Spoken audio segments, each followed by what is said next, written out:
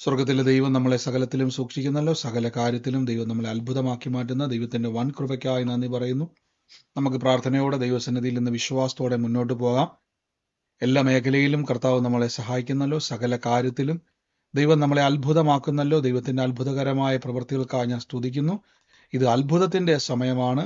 സ്വർഗത്തിലെ ദൈവം നമുക്ക് വേണ്ടി തന്റെ വലിയ കരത്താൽ നമുക്ക് വേണ്ടി വീര്യപ്രവൃത്തികളെ ചെയ്യുക തന്നെ ചെയ്യും. നന്ദിയോടെ നമുക്ക് ദൈവത്തെ വാഴ്ത്താം. നന്ദിയോടെ കർത്താവിനെ സ്തുതിക്കാം.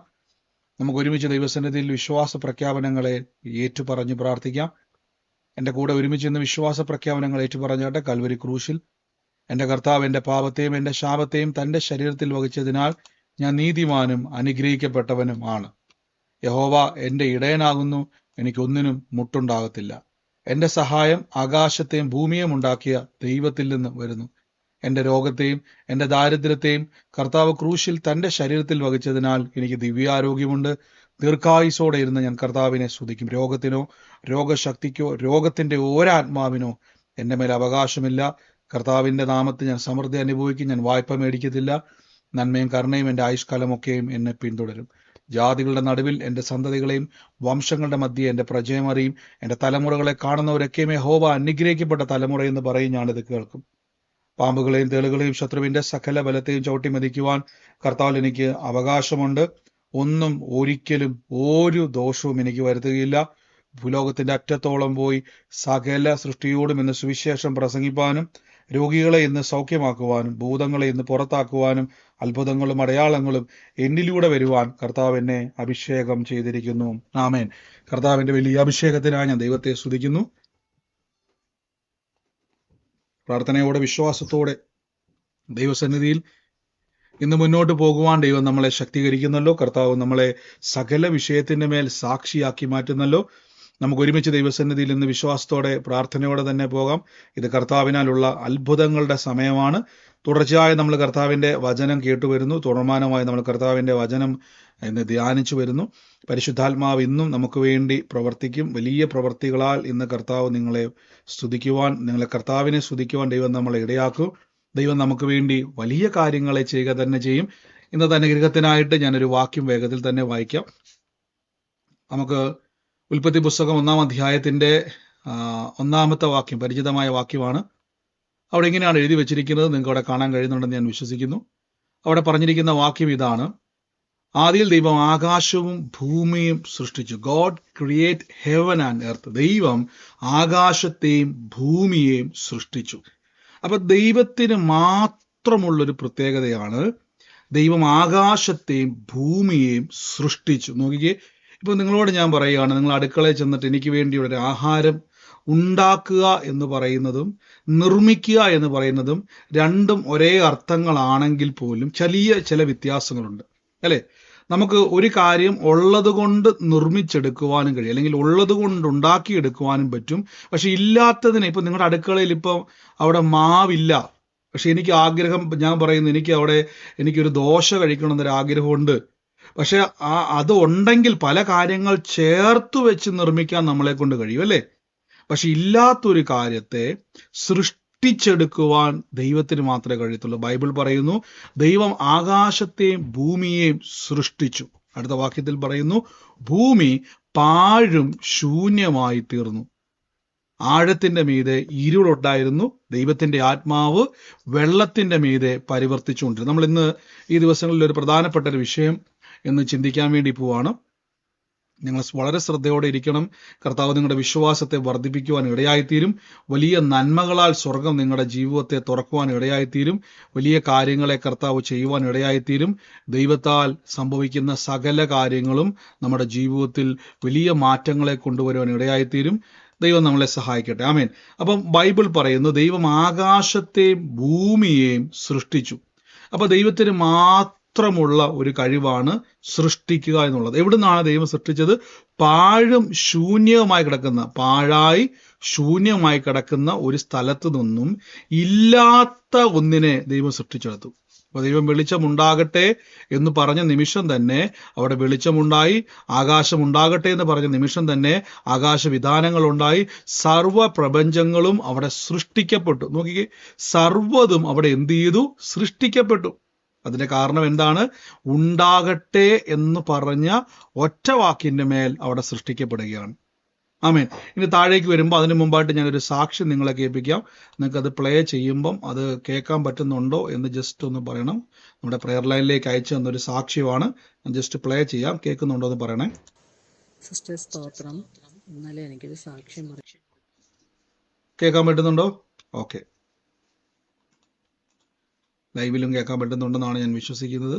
ലൈവിൽ കേൾക്കാൻ പറ്റുന്നവരുണ്ടെങ്കിൽ ജസ്റ്റ് നിങ്ങളൊന്ന് കമൻറ്റ് ചെയ്യുക. ജസ്റ്റ് കേൾക്കാൻ പറ്റുന്നുണ്ടെന്നോ സൗണ്ട് ക്ലിയർ ആണെന്നോ എന്തെങ്കിലും ഒന്ന് ജസ്റ്റ് ഒന്ന് ഇട്ടേക്കുക. നമുക്കൊന്ന് മനസ്സിലാകാൻ വേണ്ടിയാണ്. ഓഡിയോ ക്ലിയർ ആണെന്ന് ഞാൻ വിശ്വസിക്കുന്നു. ഒന്ന് ചെക്ക്. ലൈവിലും കേൾക്കാൻ പറ്റുന്നുണ്ടെന്നാണ് ഞാൻ വിശ്വസിക്കുന്നത്. ഓക്കെ, ഒരു മിനിറ്റ് ഞാൻ ഇവിടെ ഒന്ന് ചെക്ക് ചെയ്യുവാണ്.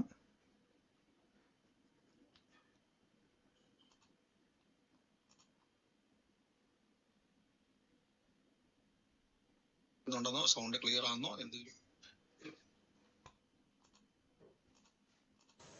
സിസ്റ്റർ സ്തോത്രം. ഇന്നലെ എനിക്കൊരു സാക്ഷ്യം പറയാനുണ്ടായിരുന്നു. അല്ല, ഓൺലൈനിൽ നോക്കിയപ്പോൾ എനിക്ക് പറയാൻ പറ്റിയില്ല. എൻ്റെ ഹസ്ബൻഡിൻ്റെ അനിയത്തിക്ക് യൂറിൻ ഇൻഫെക്ഷനായിട്ട് ഭയങ്കര വേദനയും ഭയങ്കര ഇതായിരുന്നു സിസ്റ്ററെ. അപ്പോൾ ഞങ്ങൾ ഇന്നലെ അവളുടെ ഭവനത്തിൽ പോയ സമയത്ത് പ്രാർത്ഥിച്ചു. അവളുടെ മേളിൽ കരം വെച്ച് പ്രാർത്ഥിച്ചപ്പോൾ ബ്രദർ പറഞ്ഞ വചനം പറഞ്ഞ് പ്രാർത്ഥിച്ചു. കർത്താവിൻ്റെ തിരുമുറിവിനാൽ ഇപ്പോൾ തന്നെ സൗഖ്യം വന്നു കഴിഞ്ഞിരിക്കുന്നു. കർത്താവിൻ്റെ അടിപ്പിണരാള സൗഖ്യം വിളിച്ചു കഴിഞ്ഞിരിക്കുന്നു. ഞങ്ങൾ പ്രാർത്ഥിച്ചിട്ട് വന്ന് രാത്രി അമ്മ വിളിച്ചിരുന്നു.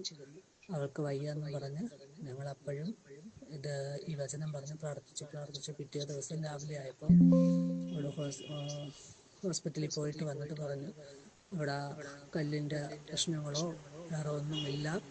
ഇന്നലെ നിങ്ങൾ രണ്ടുപേരും പ്രാർത്ഥിച്ചിട്ട് പോയപ്പോൾ തന്നെ എനിക്ക് സൗഖ്യമായി. എനിക്ക് അപ്പോഴും തന്നെ വേദനയിൽ നിന്നു. ഞാൻ കുറേ വെള്ളമൊക്കെ കുടിച്ചു. അപ്പോഴേനെ എനിക്ക് ഉറങ്ങാനുള്ള ഇത് ഉണ്ടായി.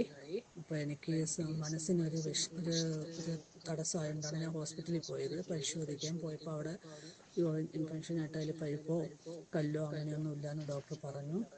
അങ്ങനെ അവൾക്ക് കർത്താവ് സൗഖ്യം കൊടുത്തു. അതിന് എൻ്റെ ദൈവത്തോട് ഞാൻ നന്ദി പറയുന്നു. ദൈവത്തിന് മഹത്വം കൊടുക്കുന്നു. ആമേൻ.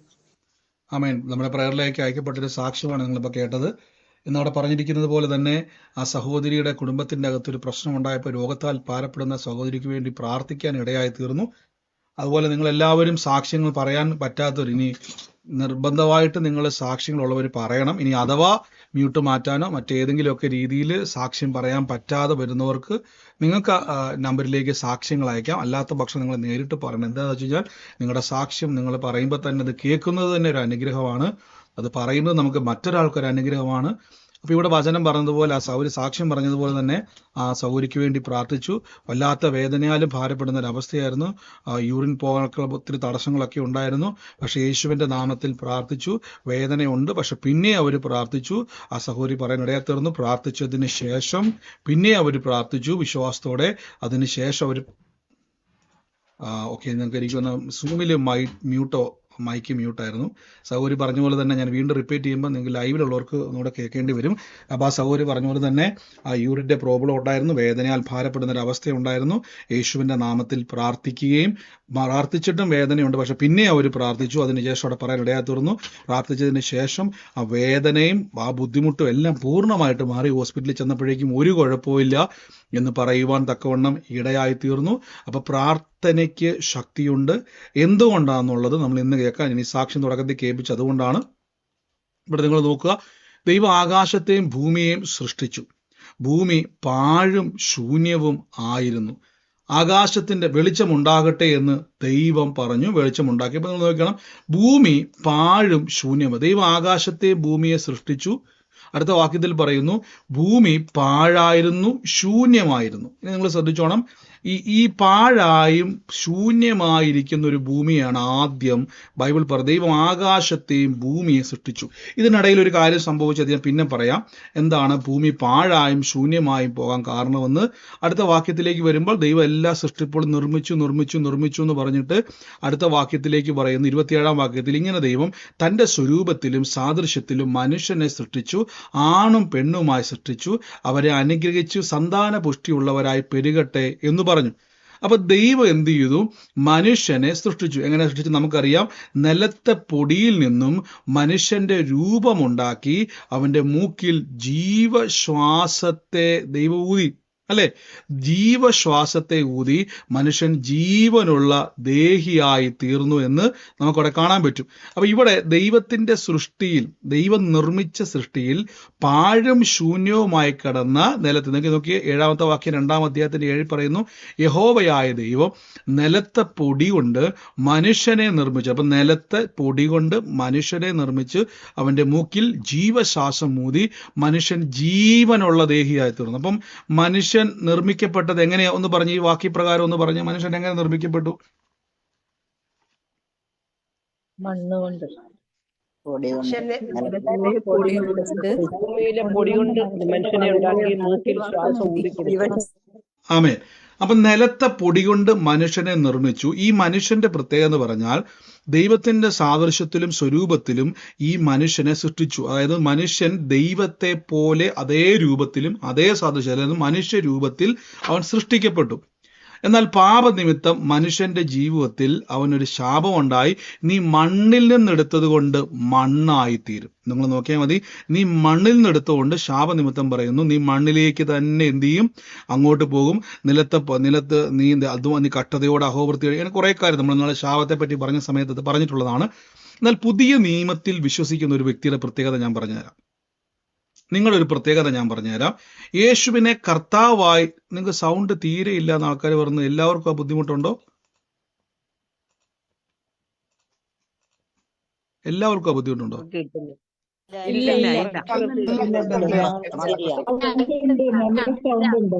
ഓക്കെ, സൗണ്ട് തീരെ ഇല്ലാത്തവർ നിങ്ങൾ ഒന്നും കൂടെ ലെഫ്റ്റ് ചെയ്യുക, വീണ്ടും പ്രാർത്ഥനയിലേക്ക് ജോയിൻ ചെയ്യുക. നിങ്ങളുടെ അപ്ഡേഷന്റെ കുഴപ്പമാണ് സൂമിന്റെ. അപ്പൊ നിങ്ങൾ ഒന്ന് ചെയ്താൽ മതി. അങ്ങനെ കുറവുള്ളവർ നിങ്ങൾ ഒന്നും കൂടെ പുറത്തോട്ട് ലെഫ്റ്റ് ചെയ്യുക, വീണ്ടും കയറുക, അല്ലെങ്കിൽ പ്രസ് ചെയ്ത് കയറിയിട്ട് വോളിയം ശരിയാകുന്നില്ലെങ്കിൽ സൂം ഒന്നും കൂടെ അപ്ഡേറ്റ് ചെയ്യുക. അപ്പോൾ അത് ശരിയാവും കേട്ടോ. അത് ചിലപ്പോൾ അതിൻ്റെ പ്രോബ്ലം ആയിരിക്കും. എല്ലാവർക്കും ഒരേപോലെ വോളിയം കുറവാണെങ്കിൽ എൻ്റെ പ്രശ്നമാണ്. അപ്പോൾ വോളിയം എല്ലാവർക്കും കുറവല്ല എങ്കിൽ നിങ്ങളുടെ നെറ്റ്വർക്കിൻ്റെ പ്രോബ്ലം ആയിരിക്കാം, സൂമിൻ്റെ പ്രോബ്ലം ആയിരിക്കും. ആമേ. അപ്പോൾ ഇവിടെ നോക്കി, ഇവിടെ ദൈവം അപ്പം മനുഷ്യനെ ദലത്തെ പൊടിയിൽ നിന്നും മനുഷ്യനെ സൃഷ്ടിച്ചു. മനുഷ്യന് ശാപത്തിലേക്ക് പോയി, അവൻ്റെ ജീവിതത്തിൽ ശാപമുണ്ടായി. അവന് നമുക്കറിയാം ശാപനിമിത്തം ഒത്തിരി പ്രശ്നങ്ങളുണ്ടായി, രോഗശാപ കഷ്ടങ്ങളെല്ലാം അവൻ്റെ ജീവിതത്തിലുണ്ടായി. എന്നാൽ പുതിയ നിയമത്തിലേക്ക് വരുമ്പോൾ യേശു ക്രിസ്തു പറഞ്ഞുണ്ട് യോഹന്നാൻ ശ്ലീഹായുടെ സുവിശേഷത്തിൽ, യേശു അവനോട്, ആമേൻ ആമേൻ ഞാൻ നിന്നോട് പറയുന്നു, പുതുതായി ജനിച്ചില്ല എങ്കിൽ ദൈവരാജ്യം കാണുവാൻ കഴിയില്ല എന്ന് പറഞ്ഞു. അപ്പൊ നിങ്ങളൊരു വാക്ക് കണ്ടോ, വീണ്ടും ജനനം എന്നൊരു പദമാണ്. പുതുതായി ജനിക്കണം. അങ്ങനെയെങ്കിൽ ആദ്യം ജനിച്ചത് എവിടുന്ന? ആദ്യം ജനിച്ചത് മനുഷ്യൻ എവിടുന്ന? നമ്മൾ വായിച്ച പ്രകാരം ദൈവം എവിടുന്ന മനുഷ്യനെ നിർമ്മിച്ചത്? പൊടിയിൽ നിന്ന്. അപ്പൊ നിക്കോദിമോസ് എന്ന് പറയുന്ന ഒരു മനുഷ്യൻ ചോദിക്കുന്നുണ്ട്, ഞാൻ വീണ്ടും അമ്മയുടെ ഉദരത്തിലേക്ക് കടന്നു പോയിട്ട് പിന്നെ എങ്ങനെ ജനിക്കണമെന്ന്. വീണ്ടും ജനനത്തെ പറ്റി എന്നാൽ എടുത്ത സമയത്ത് നമ്മൾ ആ വാക്യം പറഞ്ഞായിരുന്നു അല്ലേ? അപ്പൊ നിക്കോദിമോസിന്റെ ചിന്തയിൽ ഇവിടെ നിങ്ങൾ നോക്കിയേ, ആ മനുഷ്യനോട് പറയുന്നുണ്ട്, നിങ്ങൾ പുതുതായി ജനിക്കണമെന്ന് പറയുന്നത് നിങ്ങൾ ആശ്ചര്യപ്പെടുന്നത് എന്തെന്ന്. എന്നിട്ട് കർത്താവ് പറഞ്ഞു, നിക്കോദിമോസ് പറയുകയാണ്, നിക്കോദിമോസ് അവനോട് ഇങ്ങനെ സംഭവിക്കുന്ന ചോദിച്ചു. യേശുവിനോട് ഉത്തരം പറഞ്ഞത്, ആമേൻ ആമേൻ ഞാൻ നിന്നോട് പറയുന്നു, പുതുതായി നീ ജനിക്കണം. അപ്പൊ ആ മനുഷ്യൻ പറയുന്നുണ്ട്, എങ്ങനെ ഞാൻ പുതുതായിട്ട് ജനിക്കും? ഇനി എൻ്റെ അമ്മയുടെ ഉദരത്തിലേക്ക് പോയി വീണ്ടും രണ്ടാമത് ജനിക്കുവാൻ എന്നെ കൊണ്ട് കഴിയത്തില്ല എന്ന് ആ മനുഷ്യൻ പറഞ്ഞ കാര്യം ഞാൻ ഇന്നാള് പറഞ്ഞത് കൊണ്ട് അത് വീണ്ടും ഞാൻ റിപ്പീറ്റ് ചെയ്യുന്നില്ല. യഥാർത്ഥത്തിൽ യേശു പറയുന്നത്, നീ മണ്ണിൽ നിന്ന് ജനിച്ചവനാണ്, അല്ലെ? നിലത്തെ പൊടിയിൽ നിന്ന് നിർമ്മിക്കപ്പെട്ട് മൂക്കിൽ ജീവശ്വാസം ഊതി അങ്ങനെ ജനിച്ച മനുഷ്യനാണ് നീ. ആ മണ്ണിൽ നിന്ന് ജനിച്ച മനുഷ്യൻ എന്ത് ചെയ്തു? മണ്ണിലേക്ക് ചേരേണ്ടവനാണ്. പക്ഷെ കർത്താവ് വന്നിട്ട് പറയുകയാണ്, ആമേൻ ആമേൻ ഞാൻ നിന്നോട് പറയുന്നു, പുതുതായി ജനിച്ചില്ല എങ്കിൽ ദൈവരാജ്യം കാണാൻ കഴിയത്തില്ല. അപ്പൊ മണ്ണിൽ നിന്ന് ജനിച്ച മനുഷ്യൻ, നിങ്ങൾക്കറിയാം, ഉൽപ്പത്തി പുസ്തകം വായിക്കുന്ന സമയത്ത് ഒരു സ്ത്രീ അവിടെ ഇല്ല, ഗർഭം ധരിക്കുവാൻ ഒരു സ്ത്രീ ഇല്ല, ഉദരത്തിൽ ചുമക്കുവാൻ ഒരു സഹോദരി ഇല്ല. അതില്ലാതെയാണ് ഉൽപ്പത്തി പുസ്തകത്തിൽ നമുക്ക് ആ വായിച്ച വാക്യത്തിൽ നോക്കിയേ, യഹോവ നിലത്തെ പൊടിയിൽ നിന്നും മനുഷ്യനെ നിർമ്മിച്ചിട്ട് അവന്റെ മൂക്കിൽ ജീവശ്വാസം ഊതി. അപ്പൊ യേശുക്രിസ്തു വീണ്ടും പറയാണ്, വീണ്ടും ജനിക്കണം. അപ്പൊ ഇനി എങ്ങനെയാണ് മണ്ണിൽ നിന്നും ജനിക്കുന്നത്? അതിനുത്തരം ബൈബിൾ പറയുന്നു, പത്രോസ്ലീഹായുടെ ലേഖനത്തിൽ, കെടുന്ന ബീജത്താലല്ല, കെടാത്തതിനാലും ജീവനുള്ളതുമായ നിലനിൽക്കുന്നതുമായ ദൈവവചനത്താൽ നിങ്ങൾ വീണ്ടും ജനിക്കുന്നു. നോക്കിയേ, അപ്പൊ നമ്മൾ രണ്ടാമത് ജനിക്കുന്നത് യേശുവിനെ കർത്താവും രക്ഷിതാവുമായി സ്വീകരിച്ച് വിശുദ്ധ സ്നാനത്തിലൂടെ നമ്മൾ എന്ത് ചെയ്യുന്നു? നിലത്തെ പൊടിയിൽ നിന്നല്ല, പകരം യേശുവിന്റെ വചനത്താൽ സൃഷ്ടിക്കപ്പെടുന്നു. ഇനി ഞാൻ എളുപ്പത്തിൽ ചോദ്യം ചോദിക്കട്ടെ, മറന്നു പോകണ്ടാത്തൊരു ചോദ്യമാണ്. വചനം ആരാ യഥാർത്ഥത്തിൽ? യോഹന്നാന്റെ സുവിശേഷം 1-ാം അധ്യായത്തിന്റെ വചനം ആരാ? വചനം വചനം ദൈവമാണോ? ദൈവമാകും. അതിൽ വചനം ഉണ്ടായിരുന്നു. ആമേൻ. അപ്പൊ ബൈബിൾ പറയുന്നത് കെടുന്ന ബീജത്താലല്ല, കെടാത്തതും നിലനിൽക്കുന്നതുമായ ദൈവ വചനത്താൽ വീണ്ടും ജനിക്കുന്നു. അപ്പൊ ഉൽപ്പത്തി പുസ്തകത്തിൽ മനുഷ്യനെ ദൈവം നിർമ്മിച്ചുവെങ്കിൽ പത്രോസ്ലീഹയുടെ ലേഖനത്തിൽ പറയുന്നു ഇവിടെ ജനിക്കുകയാണ്. നിലത്തെ പൊടിയിൽ നിന്നും മനുഷ്യന്റെ രൂപം ഉണ്ടാക്കിയെടുത്തുവെങ്കിൽ പത്രോസ്ലീഹയുടെ ലേഖനത്തിൽ പറയുന്നു ദൈവവചനമാകുന്ന ബൈബിൾ പറയുന്ന കെടുന്ന ബീജത്താലല്ല, കെടാത്തതിനാലും നിലനിൽക്കുന്നതുമായ ദൈവവചനത്താൽ വീണ്ടും ജനിക്കുന്നു. അതിന്റെ അർത്ഥം നിങ്ങൾ യേശുവിനെ കർത്താവും രക്ഷിതാവുമായി ജനിക്കുന്ന നിമിഷം മുതൽ വചനത്താൽ അല്ലെങ്കിൽ ദൈവത്താൽ സൃഷ്ടിക്കപ്പെടുന്ന വ്യക്തിയാണ്. അങ്ങനെയെങ്കിൽ നിങ്ങളുടെ അകത്തൊരു പ്രത്യേകതയുണ്ട്, നിങ്ങൾക്കകത്ത് സൃഷ്ടിക്കുവാനുള്ള കഴിവുണ്ട്. ഒന്നുകൂടെ ഞാൻ പറയാം, നിങ്ങളുടെ അകത്ത് സൃഷ്ടിക്കുവാൻ ഒരു കഴിവുണ്ട്. നോക്കിയേ, God create heaven and earth എന്ന് പറഞ്ഞ ദൈവം ആകാശത്തെയും ഭൂമിയെയും നിർമ്മിച്ചു. അപ്പൊ ദൈവത്തിന് മാത്രം കഴിയുന്ന ഒരു കഴിവാണ് ആകാശത്തെ ഭൂമിയെയും നിർമ്മിക്കുവാൻ കഴിയുന്നത്. ബൈബിൾ പറയുന്നു നിങ്ങൾ വചനത്താൽ ജനിക്കുന്നുവെങ്കിൽ ദൈവത്താൽ ജനിക്കുന്നു. അടുത്ത 24-24 വാക്യം നോക്കിയേ, സകല ജഡവും പുല്ലുപോലെയും അതിന്റെ ഭംഗിയെല്ലാം പൂ പോലെയും പുല്ലുവാടും, പൂ വിതർന്നു പോവും, കർത്താവിന്റെ വചനമോ എന്നേക്കും നിലനിൽക്കുന്നു. അതാകുന്നു നിങ്ങളോട് പ്രസംഗിച്ച വചനം. അപ്പൊ നിങ്ങൾ മണ്ണിലോട്ട് മരിച്ച് അടക്കപ്പെട്ട് കഴിയുമ്പോൾ ഒരു ചോദ്യം, ബ്രദർ അങ്ങനെയെങ്കിൽ ശവടക്കിന് പോയിട്ട് ഞങ്ങൾ ശവം അടക്കിയിട്ട് വന്ന ഏതെങ്കിലും ഡെഡ് ബോഡി മണ്ണിലേക്ക് അലിഞ്ഞു ചേരാതെ പോകുന്നുണ്ടോ? എല്ലാവരും എന്ത് ചെയ്യുന്നുണ്ട്? മണ്ണിലേക്ക് അലിഞ്ഞു ചേരുന്നുണ്ടല്ലോ. അങ്ങനെയെങ്കിൽ ഉൽപ്പത്തി പുസ്തകത്തിൽ പറയുന്നത് കറക്റ്റ് അല്ലേ? നീ മണ്ണിൽ നിന്നെടുത്തുകൊണ്ട് നീ മണ്ണിലേക്ക് തിരിച്ചു പോകും. പക്ഷെ ബ്രദർ പറയുന്നു വീണ്ടും ജനിക്കുന്നത് വചനത്താലാണ്. ബൈബിൾ പറയുന്നു വചനത്തിൽ നിന്ന് ജനിച്ചവൻ എന്നേക്കും നിലനിൽക്കും. അങ്ങനെയെങ്കിൽ നമുക്കൊരു വാക്യം കാണാൻ പറ്റും, കർത്താവായ യേശുക്രിസ്തുവിന്റെ രണ്ടാമത്തെ വരവിൽ എന്താ സംഭവിക്കുന്നത്? ജീവനോടെ ശേഷിക്കുന്ന നാം രൂപാന്തരപ്പെടും. മുമ്പേ മരിച്ചവർ എന്ത് ചെയ്യും? ഉയർത്തെഴുന്നേൽക്കും. നിങ്ങളുടെ ശരീരം ചിലപ്പോൾ മണ്ണിനോട് ചേർന്ന് പോയേക്കാം, ദ്രവിച്ചു പോയേക്കാം, അതിന്റെ അസ്ഥി പോലും ഇല്ലാത്ത രീതിയിൽ, അവിടെ നിന്ന് അവശേഷിക്കാത്ത രീതിയിൽ, അവശിഷ്ടം പോലും ഇല്ലാതെ പോയേക്കാം. പക്ഷേ യേശുവിന്റെ വരവിൽ ആ ജീർണിച്ചു പോയത്, അലിഞ്ഞു പോയത്, മണ്ണിനോട് ചേർന്നത് വീണ്ടും രൂപാന്തരപ്പെടുവാനിടയെ തന്നെ. അർത്ഥം എന്താണെന്നറിയാവോ? യേശുവിനെ കർത്താവിന്റെ രക്ഷിതാവുമായി സ്വീകരിച്ചവന്റെ ശരീരത്തിൽ പോലും എത്ര നാശത്തിലേക്ക് അത് പോയാലും, എത്ര മണ്ണിലേക്ക് അത് പോയാലും അത് വീണ്ടും മടങ്ങി വരും. ഇതാണ് നമ്മുടെ ശരീരത്തിന്റെ പ്രത്യേകത, ഇപ്പോഴുള്ള ശരീരം. അപ്പൊ നിങ്ങൾ ചിന്തിക്കുക നിങ്ങളുടെ ആത്മാവ് മാത്രം പോകുമെന്ന് പലരും ചിന്തിച്ചേക്കുന്നത് അല്ല. നമ്മുടെ ആത്മാവ് മാത്രമല്ല, യേശുക്രിസ്തു രണ്ടാമതേയും വരുമ്പം. ഇതാണ് വചനത്താൽ ജനിക്കുന്നവന്റെ ശക്തി. അപ്പൊ അടക്കിയ പല വിശ്വാസിയുടെയും ശരീരം എന്ത് ചെയ്യുന്നു? അതെല്ലാം, അതാണ് കൊരിന്ത്യർ പറയുന്നത്, എല്ലാവരും നിദ്ര കൊള്ളുകയാണ്. ദൈവത്താൽ ജനിച്ചവരെല്ലാം, ദൈവത്തിൽ നിന്ന് ജനിച്ചവരൊക്കെയും അവരുടെ ശരീരം അടക്കം ഭൂമി ചെയ്താലും അതാണ് ഇവിടെ കടലിൽ നിന്ന് മരിക്കപ്പെട്ടവരുടെ ശരീരം എന്ത് ചെയ്യും? തിരിച്ചു തരും. കടലെടുത്തതും മുഴുവനും എന്ത് ചെയ്യും? മടങ്ങി വരും. അപ്പൊ ജീവനോടെ ഇരിക്കുന്നവരുടെ ശരീരം രൂപാന്തരപ്പെടുകയും ക്രിസ്തുവിൽ മുമ്പേ മരിച്ചവർ എന്ത് ചെയ്യും? ഉയർത്തെഴുന്നേൽക്കും. അവരുടെ ആത്മാവല്ല, അവരുടെ ശരീരത്തോട് കൂടെ തന്നെ അവർ തിരിച്ചു വരും. ഇതാണ് വീണ്ടും ജനിക്കുക എന്ന് പറയുന്നത്. ഇനി വീണ്ടും ജനിച്ച വ്യക്തികളാണ് നിങ്ങൾ. അതുകൊണ്ടാണ് നിങ്ങൾ ഈ പ്രാർത്ഥിക്കുന്ന സമയത്ത് ഇപ്പൊ മുട്ട് തേയ്മാനമായിട്ട്, ബ്രദർ എൻ്റെ മുട്ടിന് ഭയങ്കര തേയ്മാനമായിരുന്നു, 10-12 വർഷമായിട്ട് ഡോക്ടർ പറഞ്ഞു തേയ്മാനത്തിന് വേദന വരുമ്പം മരുന്ന് കഴിച്ചുകൊണ്ടിരിക്കുന്നു. നിങ്ങൾക്ക് തന്നെ അറിയാം, മുട്ടിന് തേയ്മാനം വന്നാൽ പിന്നെ ഗുളിക കഴിച്ചാൽ തേയ്മാനം മാറുമോ? ഗുളിക കഴിച്ചാൽ തേയ്മാനം മാറുമോ?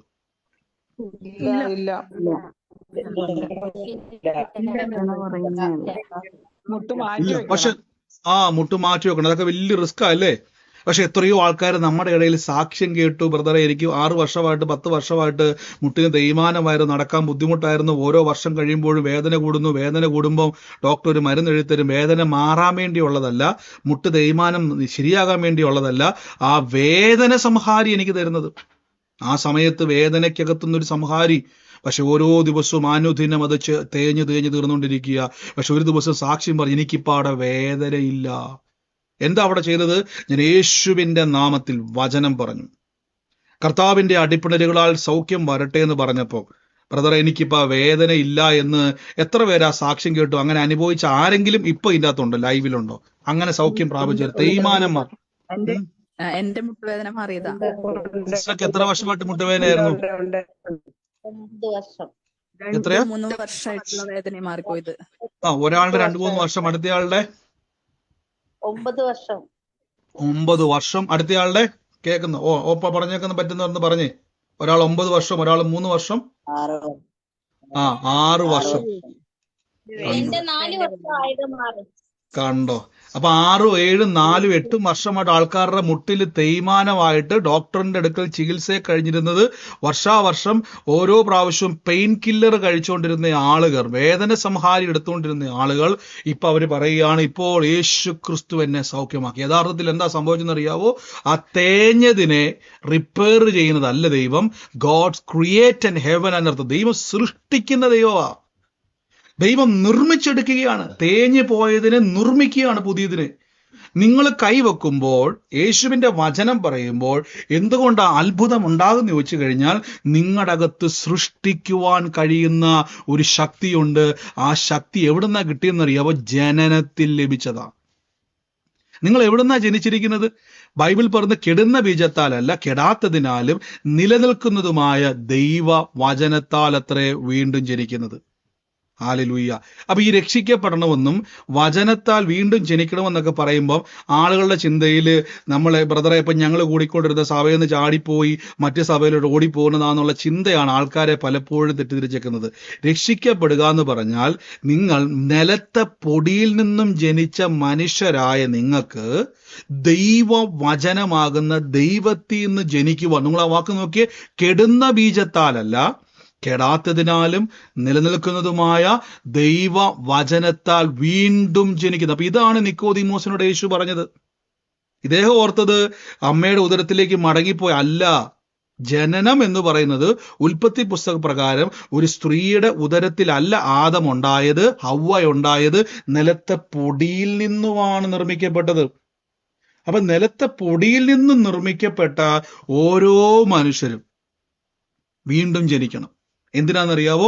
ദൈവത്തിന്റെ വചനത്താൽ ജനിക്കണം. ദൈവത്തിന്റെ വചനത്താൽ ജനിച്ച ഗുണം എന്നറിയാവോ? ഇവിടെ വചനം നോക്കിയേ, സകല ജഡവും പുല്ലുപോലെയും, 24ാമത്തെ വാക്യം കൊണ്ടോ, സകല ജഡവും പുല്ലുപോലെയും അതിന്റെ ഭംഗിയൊക്കെയും പുല്ലിന്റെ പൂ പോലെയുമാകുന്നു. അപ്പൊ നിങ്ങൾ ആ വാക്കുണ്ടോ? സകല ജഡം എന്നൊരു വാക്ക്, ആത്മാവല്ല, ജഡം എന്ന വാക്ക്. അപ്പൊ എല്ലാ മനുഷ്യരും എന്ത് ചെയ്യും? പുല്ല് പോലെയാ, അതിന്റെ പൂ പോലെയാ. കുറെ കഴിയും എന്ത് ചെയ്യും? ഓരോ വർഷം കഴിയുമ്പോഴേക്കും എനിക്ക് ഇന്ന രോഗം വന്നു ബ്രദർ, 56 കഴിഞ്ഞപ്പോഴേക്കും പിന്നെ മുട്ടിന് തേയ്മാനം വന്നു, 46 കഴിഞ്ഞപ്പോഴേക്കും പ്രഷറും ഷുഗറും ഓരോ രോഗങ്ങൾ വന്നു, 70ാമത്തെ വയസ്സായപ്പോഴേക്കും അത് വന്നു ഇത് വന്നു, ഓരോ രോഗം വന്ന് നമ്മൾ പറയുമ്പോൾ ഇത് സാധാരണ ജനിച്ച മനുഷ്യർക്കാണ് ബൈബിൾ പറയുന്നു സകല ജഡവും പുല്ലുപോലെയും അതിന്റെ ഭംഗി പുല്ലിന്റെ പൂ പോലെയും ആകുന്നു. അടുത്ത വാക്യം പറയുന്നു, പുല്ല് വാടുവെങ്കിൽ, പൂ ഉതിർന്നു പോകുമെങ്കിൽ മനുഷ്യനും ഇങ്ങനെയൊക്കെ തന്നെയാണ്. കുറെ കഴിയുമ്പോൾ വാടിപ്പോകും. ഇപ്പൊ നല്ല ഭംഗിയൊക്കെ ആയിരിക്കും, സാരിയൊക്കെ കൊടുത്ത് ചുരിദാറൊക്കെ ഇട്ട് ഷർട്ടൊക്കെ ഇട്ട് പാൻസൊക്കെ ഇട്ട് സ്പ്രേ ഒക്കെ അടിക്കുമ്പോൾ നല്ല യൗവനത്തിൽ നിൽക്കുമ്പോൾ കുറെ കഴിയുമ്പോൾ ഇതെല്ലാം നഷ്ടപ്പെട്ട് പോകും. അടുത്ത വാക്യത്തിൽ പറയുന്നു, കർത്താവിന്റെ വചനം നിലനിൽക്കും. അങ്ങനെയെങ്കിൽ നിങ്ങളുടെ യൗവനം കഴുകനെ പോലെ പുതുക്കം പ്രാപിക്കും. 56 കഴിഞ്ഞാലും മുട്ട് സ്ട്രോങ് ആയിരിക്കും, 60 കഴിഞ്ഞാലും ശരീരം ബലപ്പെട്ടതായിരിക്കും, 90 കഴിഞ്ഞാലും ഹാർട്ട് ആയിക്കോട്ടെ കിഡ്നി ആയിക്കോട്ടെ ആന്തരിക അവയവത്തിലാണ്. ഞാൻ വചനത്താൽ ജനിച്ചവനാണ്. വചനത്താൽ ജനിച്ചവൻ അനുദിനം കഴുകനെ പോലെ എൻ്റെ യൗവനം പുതുക്കം പ്രാപിച്ചുകൊണ്ടേയിരിക്കും. കാരണം എനിക്ക് നിത്യജീവൻ ലഭിച്ചിരിക്കുന്നു. നാം മരണപ്പെട്ടാൽ പോലും നമ്മുടെ ശരീരം യേശുവിന്റെ വരവിൽ തിരിച്ചു വരും. ഇതാണ് വചനത്തിന്റെ ശക്തി. വചനത്തിനൊരു പ്രത്യേകതയുണ്ട്, അത് തൻ്റെ പ്രവൃത്തി തികയ്ക്കാതെ മടങ്ങി വരത്തില്ല. അങ്ങനെയെങ്കിൽ വചനത്തിൽ നിന്ന് ജനിച്ച നിങ്ങളെ ഒരു പിശാചിനും, ബൈബിളിലൊരു വാക്യമുണ്ട്, അതിപ്പോൾ എടുക്കാൻ പറ്റുമെങ്കിൽ എടുക്കുക, അല്ലെങ്കിൽ ഞാൻ വരുന്ന ദിവസം എടുക്കാം. ദൈവവചനത്തിന് ബന്ധനമില്ല. ദൈവവചനത്തിന് ബന്ധനമില്ല. എനിക്ക് തോന്നുന്നു തെസ്സലോനിക്ക ലേഖനത്തിലായിരിക്കും തോന്നുന്നത്, ദൈവവചനത്തിന് ബന്ധനമില്ല. അങ്ങനെയെങ്കിൽ ദൈവത്തിൽ നിന്ന് ജനിച്ച നിങ്ങളെ ബന്ധിക്കുവാൻ പറ്റത്തില്ല. അതുപോലെ ഞാൻ വലിയ ബന്ധനത്തിന്റെ അകത്താ കിടക്കുന്നത്, വേണ്ട, ഞാൻ വചനത്തിന്റെ അകത്താ ഇരിക്കുന്നത്, എന്നെ ബന്ധിക്കുവാൻ കഴിയത്തില്ല.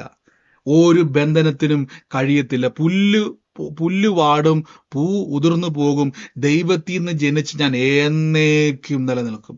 എനിക്കെതിരെയുള്ള സകല വെല്ലുവിളികളും തകരും. എനിക്കെതിരെ വരുന്ന ആയുധങ്ങൾ തകരും. എനിക്കെതിരെ വരുന്ന പദ്ധതികൾ തകരും. കാര്യം ഞാൻ നിലനിൽക്കും. കാര്യം ഞാൻ വചനത്താൽ ജനിച്ച വ്യക്തിയാണ്. ആമേൻ. ഇതാണ് വീണ്ടും ജനനം. ഉൽപ്പത്തി പുസ്തകത്തിൽ സകലത്തെ നിർമ്മിച്ച ദൈവം നമ്മളെ നിർമ്മിച്ചത് വചനത്താൽ അല്ല. ദൈവം എന്ത് ചെയ്തു? നിലത്തെ പൊടിയിൽ നിന്നും നിർമ്മിച്ചെടുത്തു. അപ്പൊ നിങ്ങൾ എന്തെങ്കിലും ബ്രദറെ അതും വചനമല്ലേ എന്ന് ചോദിച്ചാൽ അല്ല. ബൈബിൾ പറയുന്നു ഭൂമി പാഴും ശൂന്യമായിരുന്നു. അപ്പൊ പാഴും ശൂന്യമായി കടന്ന ഭൂമിയിൽ നിന്നും തമ്പുരാൻ എന്ത് ചെയ്തു? അതായത് യൂസ്ലെസ് ആയി കടന്നത്, ഗുണമില്ലാതെ കടന്നതിന്റെ അകത്തു നിന്നാണ് നമ്മളെ നിർമ്മിച്ചത്. എന്നാൽ പുതിയ നിയമത്തിൽ ഗുണമില്ലാത്തതിനകത്തല്ല, ദൈവ വചനത്താൽ വീണ്ടും. ഇതാണ് നിക്കോദീമോസിനോട് പറഞ്ഞത്, ഇങ്ങനെ ജനിച്ചവന് മാത്രമേ ദൈവരാജ്യത്തിൽ കടക്കാൻ കഴിയത്തുള്ളൂ. ഇങ്ങനെ ജനിച്ചവരാണോ നിങ്ങൾ, ദൈവരാജ്യത്തിൽ പ്രവേശിക്കുവാൻ കഴിയും. അപ്പം ഈ രക്ഷിക്കപ്പെടണം, സ്നാനപ്പെടണം എന്നൊക്കെ പറയുമ്പോഴേക്കും അയ്യോ ബ്രദറെ, എനിക്കറിയാം ബ്രദർ വന്ന് മതപരിവർത്തനം എന്ന് പറഞ്ഞുകൊണ്ട് ആൾക്കാർ മണ്ടത്തരം വിളിച്ച് പറയുന്നുണ്ട്. മതപരിവർത്തനമല്ല, ദൈവരാജ്യത്തിൽ കയറണോ, നിങ്ങൾ യേശുവിനെ കർത്താവിന്റെ രക്ഷിതാവുമായി ചേർന്ന് വിശുദ്ധ സ്നാനം എന്നുള്ളത് ഞാൻ ഓൾറെഡി പറഞ്ഞിട്ടുണ്ട്. ഇതിലൂടെ ഞാൻ രക്ഷാപദ്ധതിയിലേക്ക് കയറുക. അപ്പൊ വചനത്താൽ ജനിച്ചവന്റെ പ്രത്യേകത എന്നാണെന്നറിയാവോ? വചനത്താൽ ജനിച്ചവൻ ഒറ്റയ്ക്കാണെങ്കിലും അവൻ നിലനിൽക്കും. ഇതാണ് ദൈവവചനത്തിന്റെ ശക്തി. ഇനി അടുത്തൊരു വാക്യം ഞാൻ പറയാം. ഞാൻ പലപ്പോഴും പറഞ്ഞിട്ടുള്ളതാണ്, നമ്മുടെ ജീവിതത്തിന്റെ അകത്ത് ദൈവവചനത്താൽ ജനിക്കും. അപ്പം നിങ്ങൾക്ക് ഇപ്പൊ നിങ്ങളുടെ പിതാവ് ശരിക്കും ആരാ? ദൈവം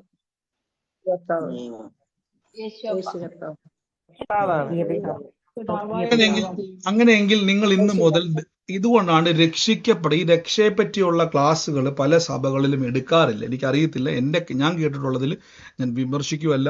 ഒട്ടുമുക്കാലും സഭകളിൽ ഞാൻ കേട്ടിരിക്കും, നിങ്ങൾ കേട്ടിരിക്കും ചിലപ്പോൾ ശരിയായിരിക്കും. ഞാൻ പലരെയും കണ്ടിട്ടുള്ളതും പലരെയും സംസാരിച്ച് രക്ഷയുടെ ഒരു ബോധം പലർക്കും ഇല്ല. ഞാൻ വലിയ ആളാന്നുള്ള ആശയമല്ല, വചനം വായിക്കാൻ കൃപ തന്നപ്പം ദൈവം മനസ്സിലാക്കി തന്നതുകൊണ്ടാണ് ഇത് പറയുന്നത്. നമ്മൾ ആരും മിടുക്കന്മാരല്ല.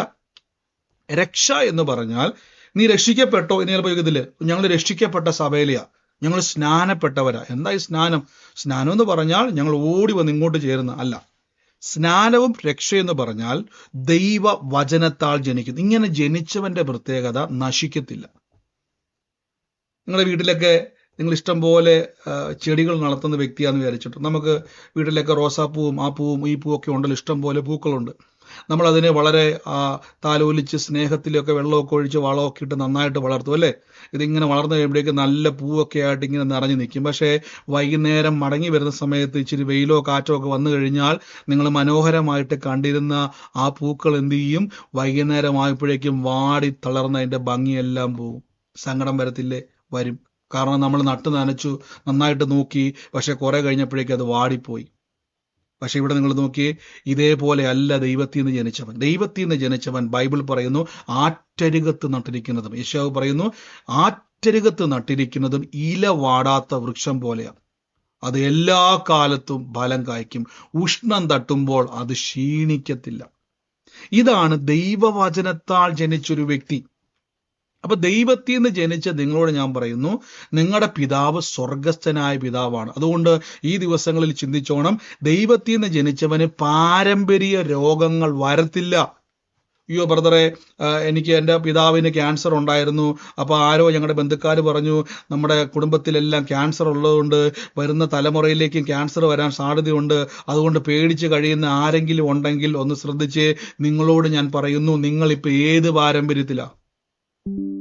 നിങ്ങളുടെ റേഷൻ കാർഡ് കിടക്കുന്ന പേരിൽ നിങ്ങളുടെ പിതാവിന്റെ പാരമ്പര്യത്തിന്റെ അകത്തിരുന്നുകൊണ്ടാണ് ദൈവത്തെ ആരാധിക്കുന്നതെങ്കിൽ ഉറപ്പാ രോഗം വരും. പക്ഷെ അവിടെ ഇരുന്നുകൊണ്ട് പറ, ഞാൻ എൻ്റെ പിതാവിന്റെ പിതാവിന്റെ പാരമ്പര്യത്തിലല്ല, വചനത്താൽ ജനിച്ചിരിക്കുന്നു. എൻ്റെ പിതാവ് സ്വർഗത്തിലാണ്, സ്വർഗസ്ഥനായ പിതാവാണ് എൻ്റെ ദൈവം. ദൈവത്തിന് ക്യാൻസർ ഇല്ലെങ്കിൽ എനിക്കും ക്യാൻസർ ഇല്ല. എൻ്റെ കൂടെ പറഞ്ഞ്, ദൈവത്തിന് ക്യാൻസർ ഇല്ലെങ്കിൽ എനിക്കും ക്യാൻസർ ഇല്ല എന്ന് പറ.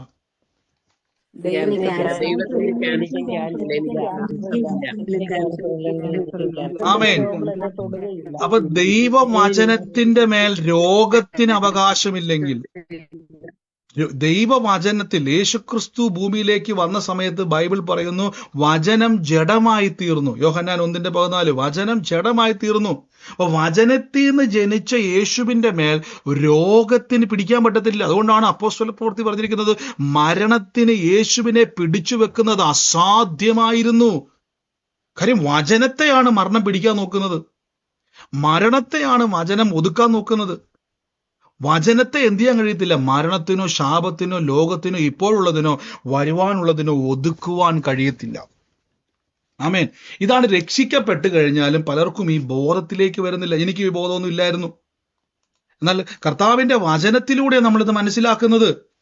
ദൈവത്തിൽ നിന്ന് ജനിച്ചവൻ യോഹന്നാന്റെ ലേഖനത്തിൽ പറയുന്നു ലോകത്തെ ജയിച്ചിരിക്കുന്നു. അപ്പൊ ദൈവത്തിൽ നിന്ന് ജനിച്ചാൽ ജയമുണ്ട്. ദൈവത്തിൽ നിന്ന് ജനിക്കുന്നവൻ ലോകത്തെ ജയിച്ചിരിക്കുന്നു. ലോകത്തെ ജയിച്ച ജയമോ നമ്മുടെ വിശ്വാസം അത്ര. അപ്പൊ ദൈവത്തിൽ നിന്ന് ജനിച്ചവൻ വിശ്വസിക്കാൻ തയ്യാറെങ്കിൽ ജയകരമായ ഒരു ജീവിതം നമ്മുടെ ജീവിതത്തിൽ തുറന്നു വരും. ഇത് നിങ്ങൾ ഓർത്തോണം, നിങ്ങൾ ഏതെങ്കിലും ഒരു കാര്യത്തിന്റെ അകത്ത് പ്രാർത്ഥിക്കുമ്പോൾ അവിടെ സൃഷ്ടിക്കുന്ന ഒരു കഴിവ് നിങ്ങൾക്കുണ്ട്. വചനത്താൽ ജനിച്ച വ്യക്തിയാണോ? യേശുവിനെ കർത്താവായി സൃഷ്ടിച്ച വ്യക്തിയാണോ? നിങ്ങളെ കരയാൻ വേണ്ടി ജനിച്ചവരല്ല കേട്ടോ. എൻ്റെ ബ്രദറെ, ഞാൻ യേശുവിലേക്ക് വന്ന സമയത്ത് ആരണ്ട് പറഞ്ഞു എൻ്റെ ജീവിതത്തിൽ കഷ്ടതയും ദുരിതവും പ്രയാസമുണ്ട്, ഞങ്ങളിപ്പോൾ എല്ലാ ഞായറാഴ്ചയും പാടുകൂടെ കഷ്ടങ്ങൾ സാരമില്ല, കണ്ണുനീര് സാരമില്ല എന്നും പറഞ്ഞ് പാട്ടൊക്കെ പാടി ഞങ്ങൾ ഭയങ്കര ആരാധന പറയാം. കാര്യം എന്തുവാ? ഞങ്ങൾ കേൾക്കുന്നത് മുഴുവനും കഷ്ടങ്ങൾ കഷ്ടങ്ങൾ ദുരിതങ്ങളാ.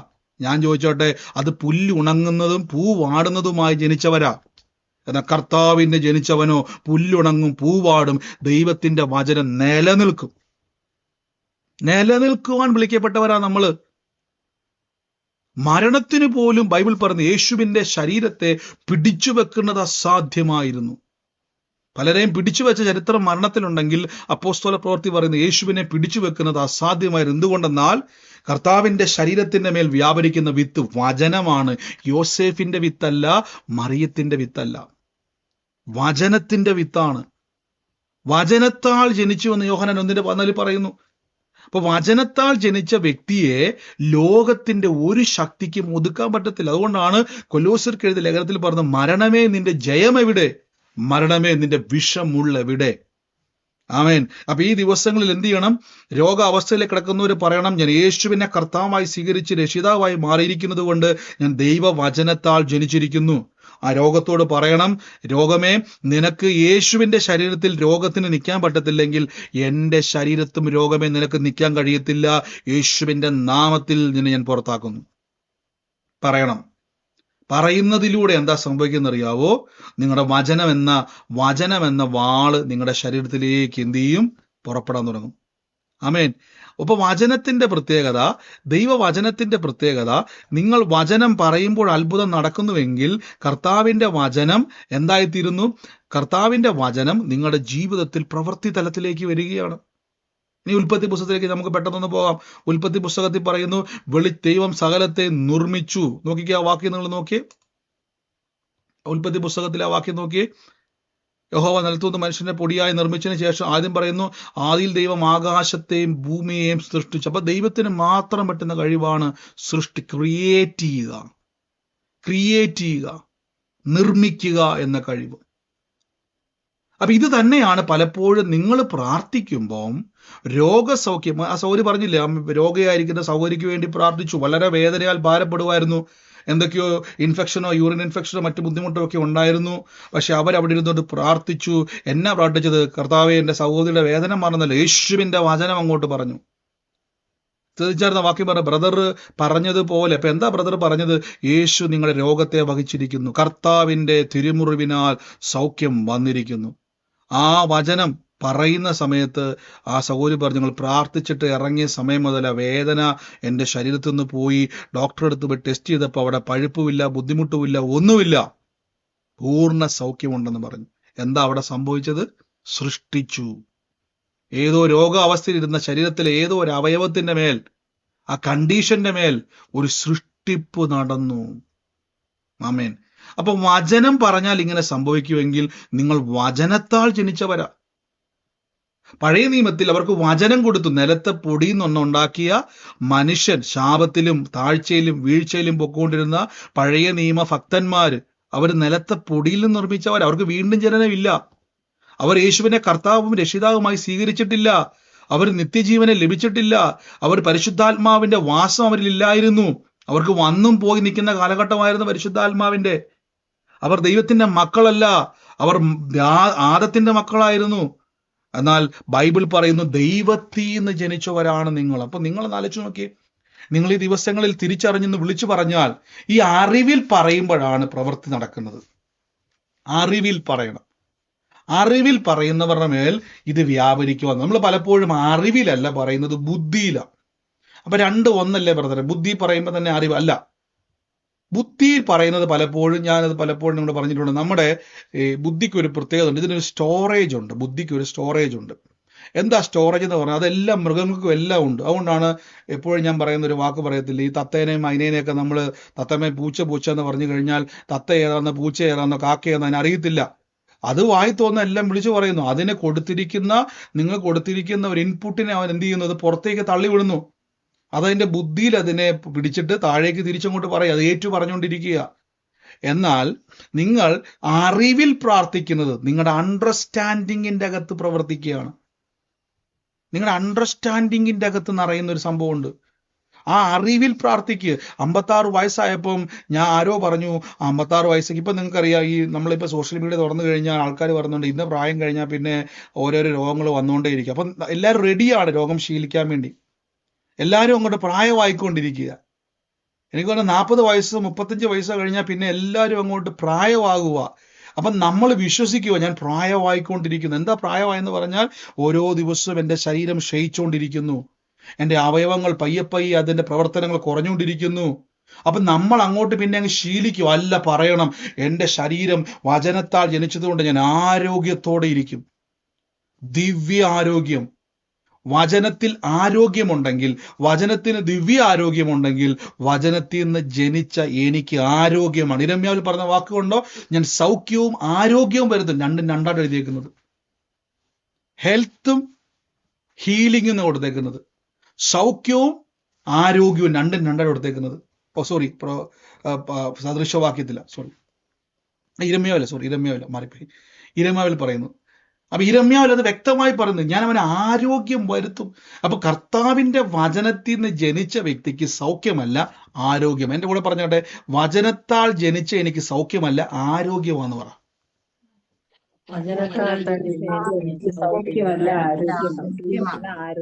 യേശുവിനെ വിശ്വസിക്കാത്തവന് സൗഖ്യമാണെങ്കിൽ എനിക്ക് ആരോഗ്യമാണ്. കാര്യം വചനത്തിൽ ആരോഗ്യമാണ്, ദിവ്യ ആരോഗ്യം. ഒന്നുകൂടെ ഞാൻ പറയാം, രോഗിക്ക് സൗഖ്യമാണെങ്കിൽ എനിക്ക് ആരോഗ്യമാണ്.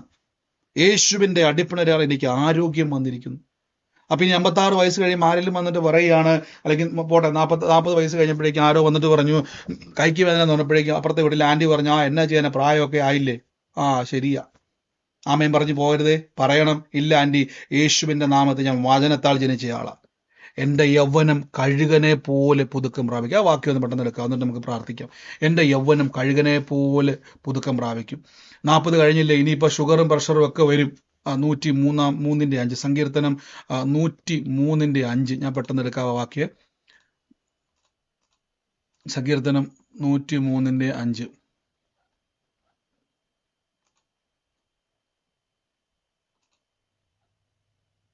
നിന്റെ യൗവനം കഴുകനെ പോലെ പുതുക്കിത്തക്കവണ്ണം അവൻ നിന്റെ വായ്ക്ക് നന്മ കൊണ്ട് തൃപ്തി വരും. അപ്പൊ നിങ്ങൾ വാക്ക് നോക്കി. അപ്പൊ നമ്മുടെ നാവിനാണ് അവിടെ നന്മ കൊണ്ട് തൃപ്തി വരുന്നത്. അപ്പൊ നാവും ആരോഗ്യമൊക്കെ ആയിട്ട് എന്നാ ബന്ധം? പറയണം. ലോക പ്രശസ്തനായ ഒരു ദൈവദാസനുണ്ട്. അദ്ദേഹം പലപ്പോഴും അദ്ദേഹത്തിന്റെ വീഡിയോ കണ്ട പേര് പറയുന്നില്ല. കാരണം എന്തുകൊണ്ടാണ് ഈ പേര് പറയാത്തത് വെച്ചാൽ ചിലപ്പോൾ നിങ്ങൾക്ക് ചില ആശയങ്ങൾ നമുക്ക് ദഹിച്ചില്ലെങ്കിൽ നമ്മൾ ഉടനെ പറയും ദുരുപദേശനാന്ന് പറയും. അതുകൊണ്ട് ഞാൻ പേരുകൾ പറയാത്തത് അതുകൊണ്ടാണ്. അദ്ദേഹം എല്ലാ ദിവസവും കണ്ണാടിയിൽ പോയിട്ട് അദ്ദേഹം വിളിച്ചു പറയും ഞാൻ ആരോഗ്യത്തോടെ ഇരിക്കും. എനിക്കൊന്ന് അദ്ദേഹത്തിന് 65 വയസ്സോ ഉള്ളൂ. പക്ഷെ ഇപ്പോഴും കണ്ടു കഴിഞ്ഞാൽ ചെറുപ്പക്കാരെ പോലെ ഇരിക്കും. ഇപ്പോഴും ചെറുപ്പക്കാരനെ പോലെ അദ്ദേഹത്തിന്റെ ശരീരം ഇരിക്കുന്നു. അദ്ദേഹം പറഞ്ഞു എല്ലാ ദിവസവും കണ്ണാടിയിൽ പോയിട്ട് പറഞ്ഞു യൗവനം കഴുകനെ പോലെ ഞാൻ യൗവനത്തിലേക്ക് ഞാൻ മടങ്ങി വരും. എൻ്റെ ശരീരം യൗവനത്തിലേക്ക് ആയിത്തീരുന്നു. അപ്പൊ നാവ് കൊണ്ട് പറയുമ്പോൾ എന്നെ പ്രത്യേകത, വചനത്തെ കൈകാര്യം ചെയ്യുവാൻ കൈക്ക് പറ്റത്തില്ല.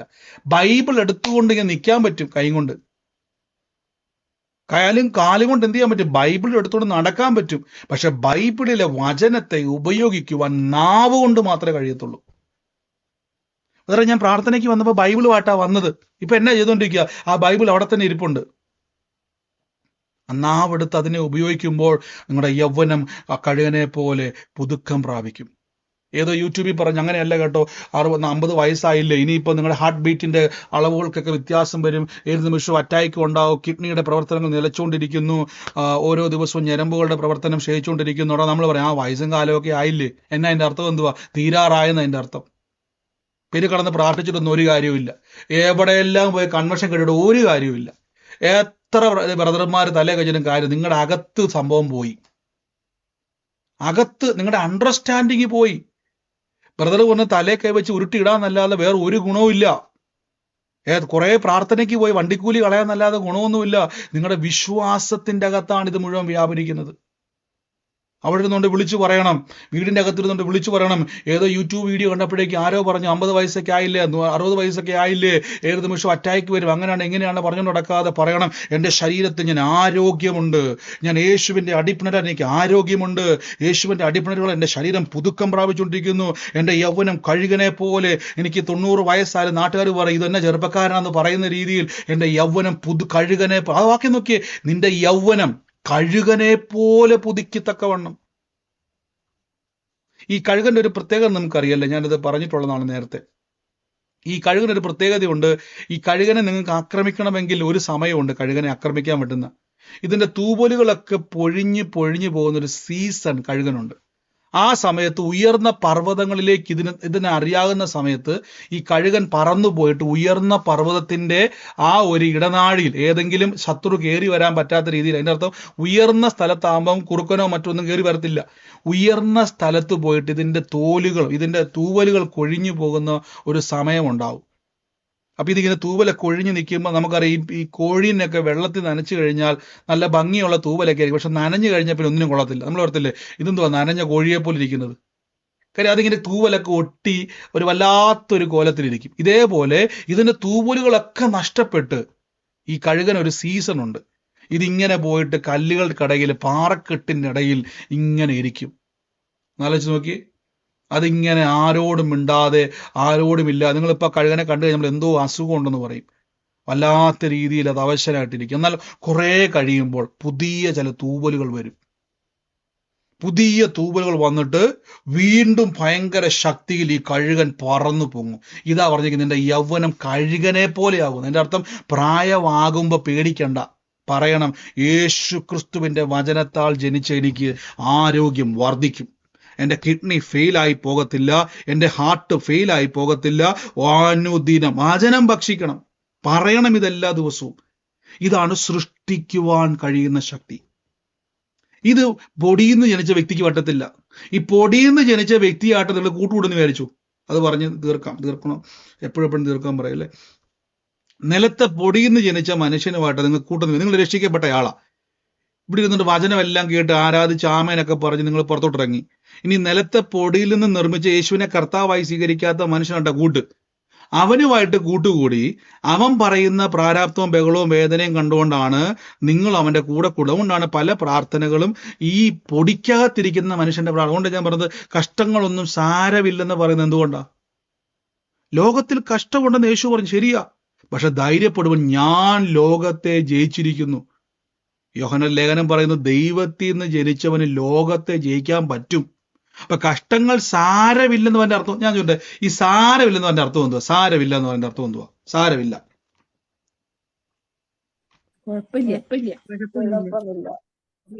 കഷ്ടമുണ്ടെന്ന്, അതാണ് അതിന്റെ അർത്ഥം. കുഴപ്പമില്ലെന്ന് പറഞ്ഞാൽ എന്തുവാ? അത് കുഴപ്പമില്ല, അല്ലെങ്കിൽ ഞാനങ്ങ് സഹിക്കുക.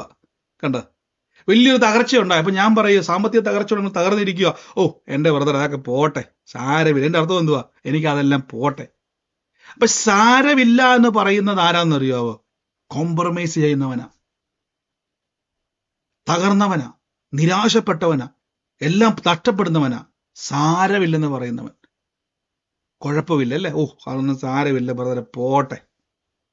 നിങ്ങളുടെ വീട്ടിലൂടെ ഞാൻ വരുന്ന സമയത്ത് നിങ്ങൾ എനിക്ക് ചായ തന്നു, കൈ തട്ടി ആ ചായ ഗ്ലാസ് താഴെപ്പ്, ഞാൻ പറഞ്ഞു എൻ്റെ സഹോദരി അതങ്ങ് പൊട്ടിപ്പോയല്ലോ, വലിയ സങ്കടമായിപ്പോയി. നിങ്ങൾ എന്നാ പറയും? നിങ്ങൾ എന്നാ പറയും? ബ്രദറെ കാശ് തരണം, ഞാൻ 10-12 രൂപ എടുത്ത് മേടിച്ച ഗ്ലാസ്, അങ്ങനെ പറയും? സാരമില്ലെന്ന് പറയും. എന്താ അതിന്റെ അർത്ഥം? അതിന്റെ അർത്ഥം എന്തുവാ? സാരിൽ ഇതിന്റെ അർത്ഥം എന്തുവാ? പോട്ടത് പോയത് അല്ലേ? പോയത് പോട്ടെ എന്നതിന്റെ അർത്ഥം. പോയത് പോയി ബ്രദറെ, പോട്ടെ. കൈ തട്ടി അങ്ങ് പോയി, സാരമില്ല. ഇപ്പൊ കഷ്ടങ്ങൾ സാരമില്ല അർത്ഥം എന്തുവാ? കഷ്ടപ്പെടട്ടെ, പാടല്ലേ. കഷ്ടങ്ങളൊക്കെ സാരമുണ്ട്, ഇതെനിക്ക് ജയമുണ്ട്. യേശുവിന്റെ നാമത്തിൽ ഞാൻ വചനത്താൽ ജനിച്ചവനാ. പുല്ലുണങ്ങും പൂവാടും, ഞാനോ എന്നേക്കും നിലനിൽക്കും. പറയണം, നിലനിൽക്കുന്നവനാ ഞാൻ. ഇപ്പൊ ഒരവസ്ഥയിലൂടെ ഞാൻ കടന്നു പൊക്കോണ്ടിരിക്കുമായിരിക്കും. ഇപ്പൊ ഞാനൊരു രോഗത്തിലോ പ്രതിസന്ധിയിലോ ഏതെങ്കിലും ഒരു അവസ്ഥയിൽ കടന്നു പൊക്കോണ്ടിരിക്കുമായിരിക്കും നിങ്ങൾ. അവിടെ ഇരുന്നുകൊണ്ട് സാരമില്ലെന്നല്ല പറയേണ്ടത്, ജയം ജയം, എനിക്ക് ജയമുണ്ട്, യേശുവിന്റെ നാമത്തിൽ ഞാൻ ജയിക്കും. അതുകൊണ്ടാണ് ജയം ജയം ഹല്ലേലൂയ എന്നുള്ള പാട്ടൊക്കെ പാടണം.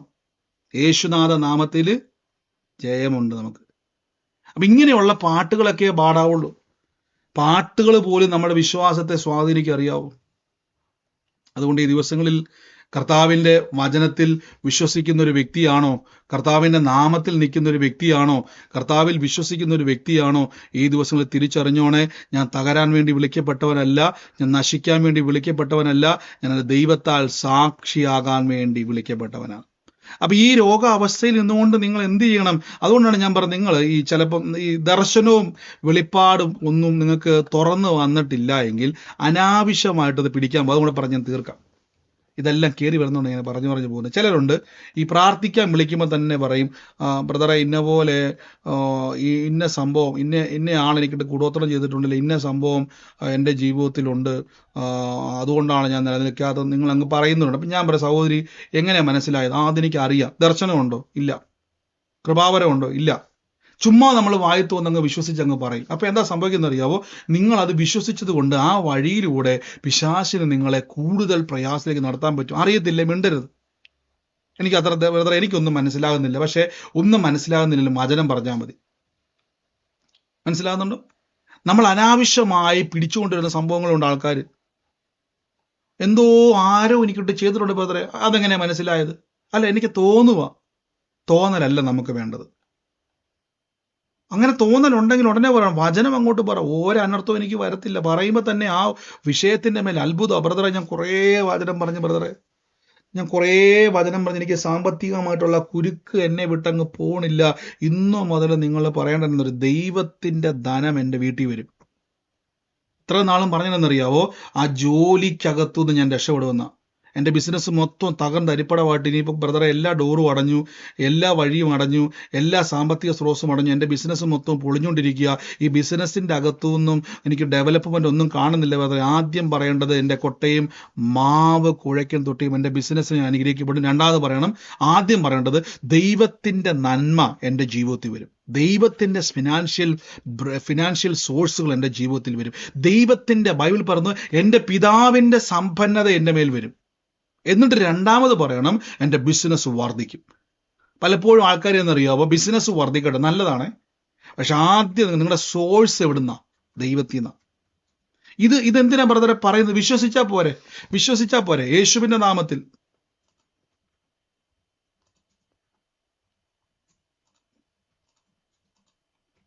അനാവശ്യമായിട്ടുള്ള ചില സംഭവങ്ങൾ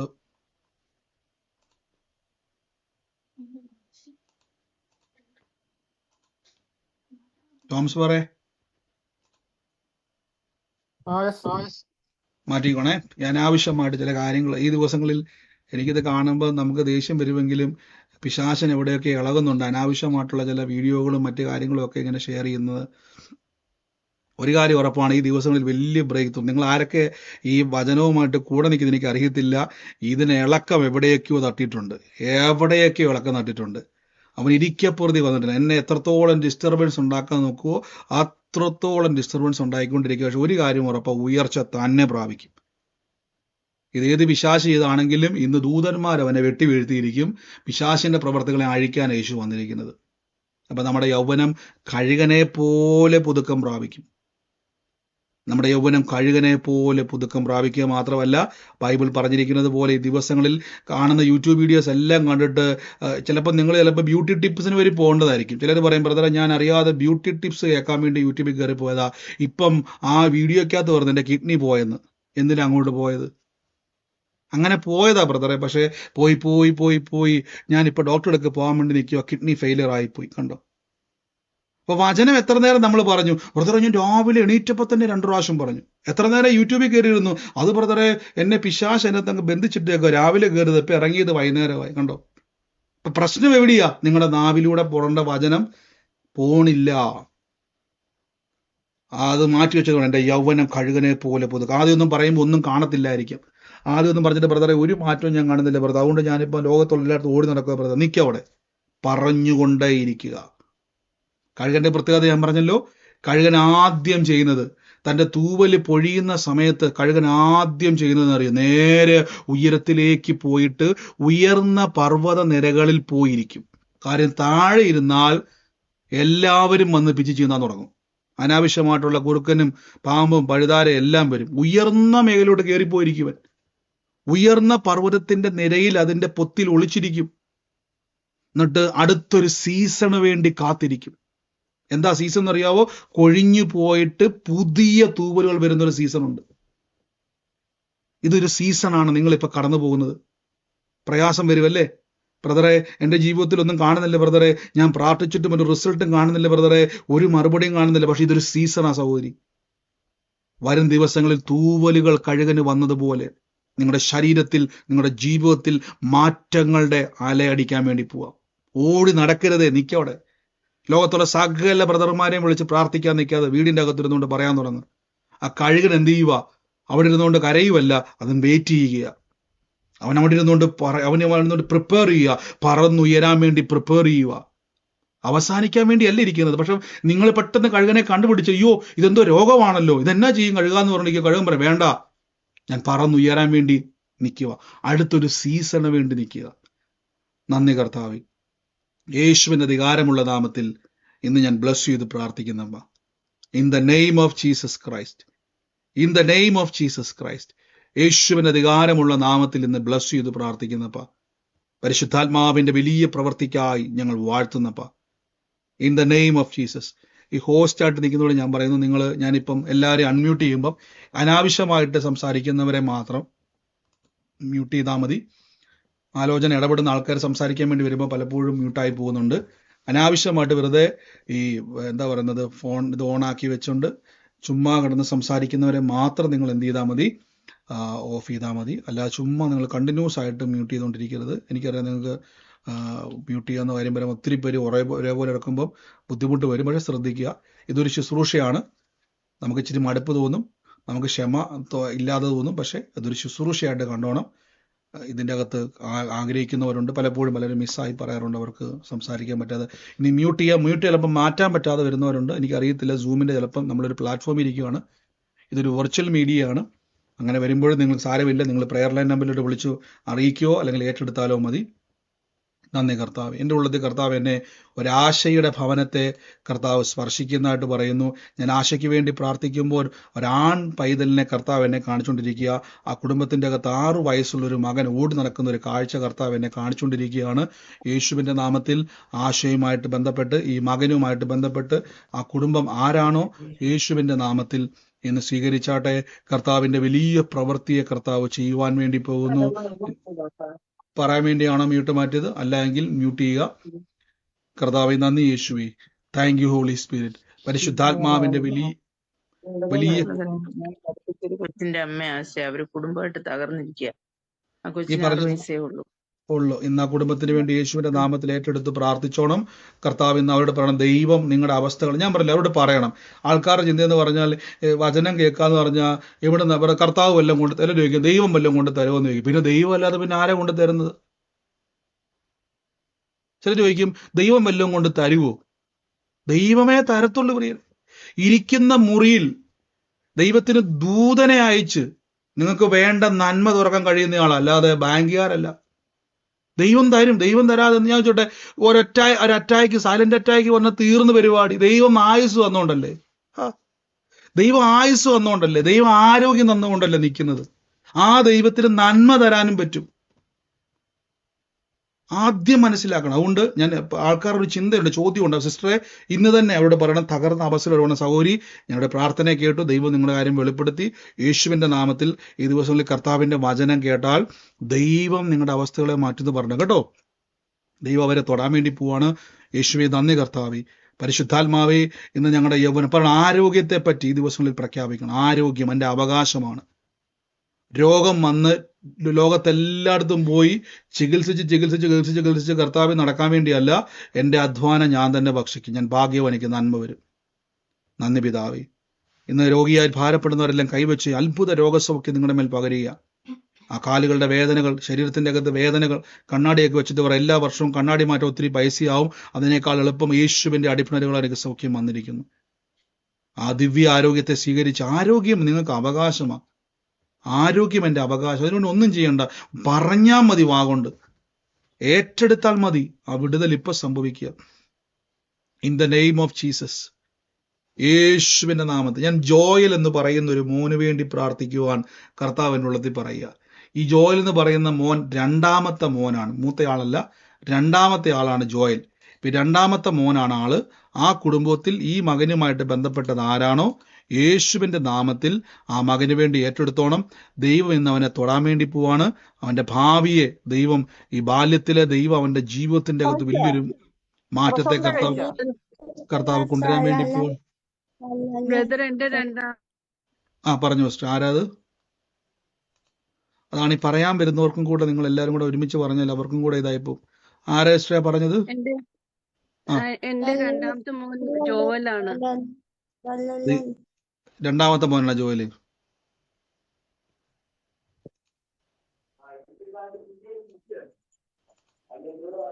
സിസ്റ്റർ അത് ഏറ്റെടുത്തു. രണ്ടാമത്തെ മോനാണ് ജോലി എന്ന് പറഞ്ഞ സിസ്റ്റർ അത് ഏറ്റെടുത്തോണം. അവനെ കർത്താവ് സ്പർശിക്കാൻ വേണ്ടി പോവാണ്. അവന്റെ ജീവിതത്തെ വലിയൊരു മാറ്റത്തിലേക്ക് കർത്താവ് കൊണ്ടുവരാൻ വേണ്ടി പോവാണ്. യേശുവിന്റെ നാമത്തിൽ ആമേൻ പറഞ്ഞ് ആലോചന. നിങ്ങൾ ഇപ്പൊ മനസ്സിലായല്ലോ ഞാൻ എന്തുകൊണ്ടാണ് ഈ എല്ലാവർക്കും ഈ മ്യൂട്ട് ചെയ്താലും മനസ്സിലായി. ഒരാൾ ആലോചന പറയുമ്പോൾ എല്ലാവരും ചുമ്മാ സംസാരിക്കുന്നവരുണ്ട്. എനിക്കിവിടെ ഓൾ മ്യൂട്ട് ചെയ്യാനും പറ്റത്തില്ല.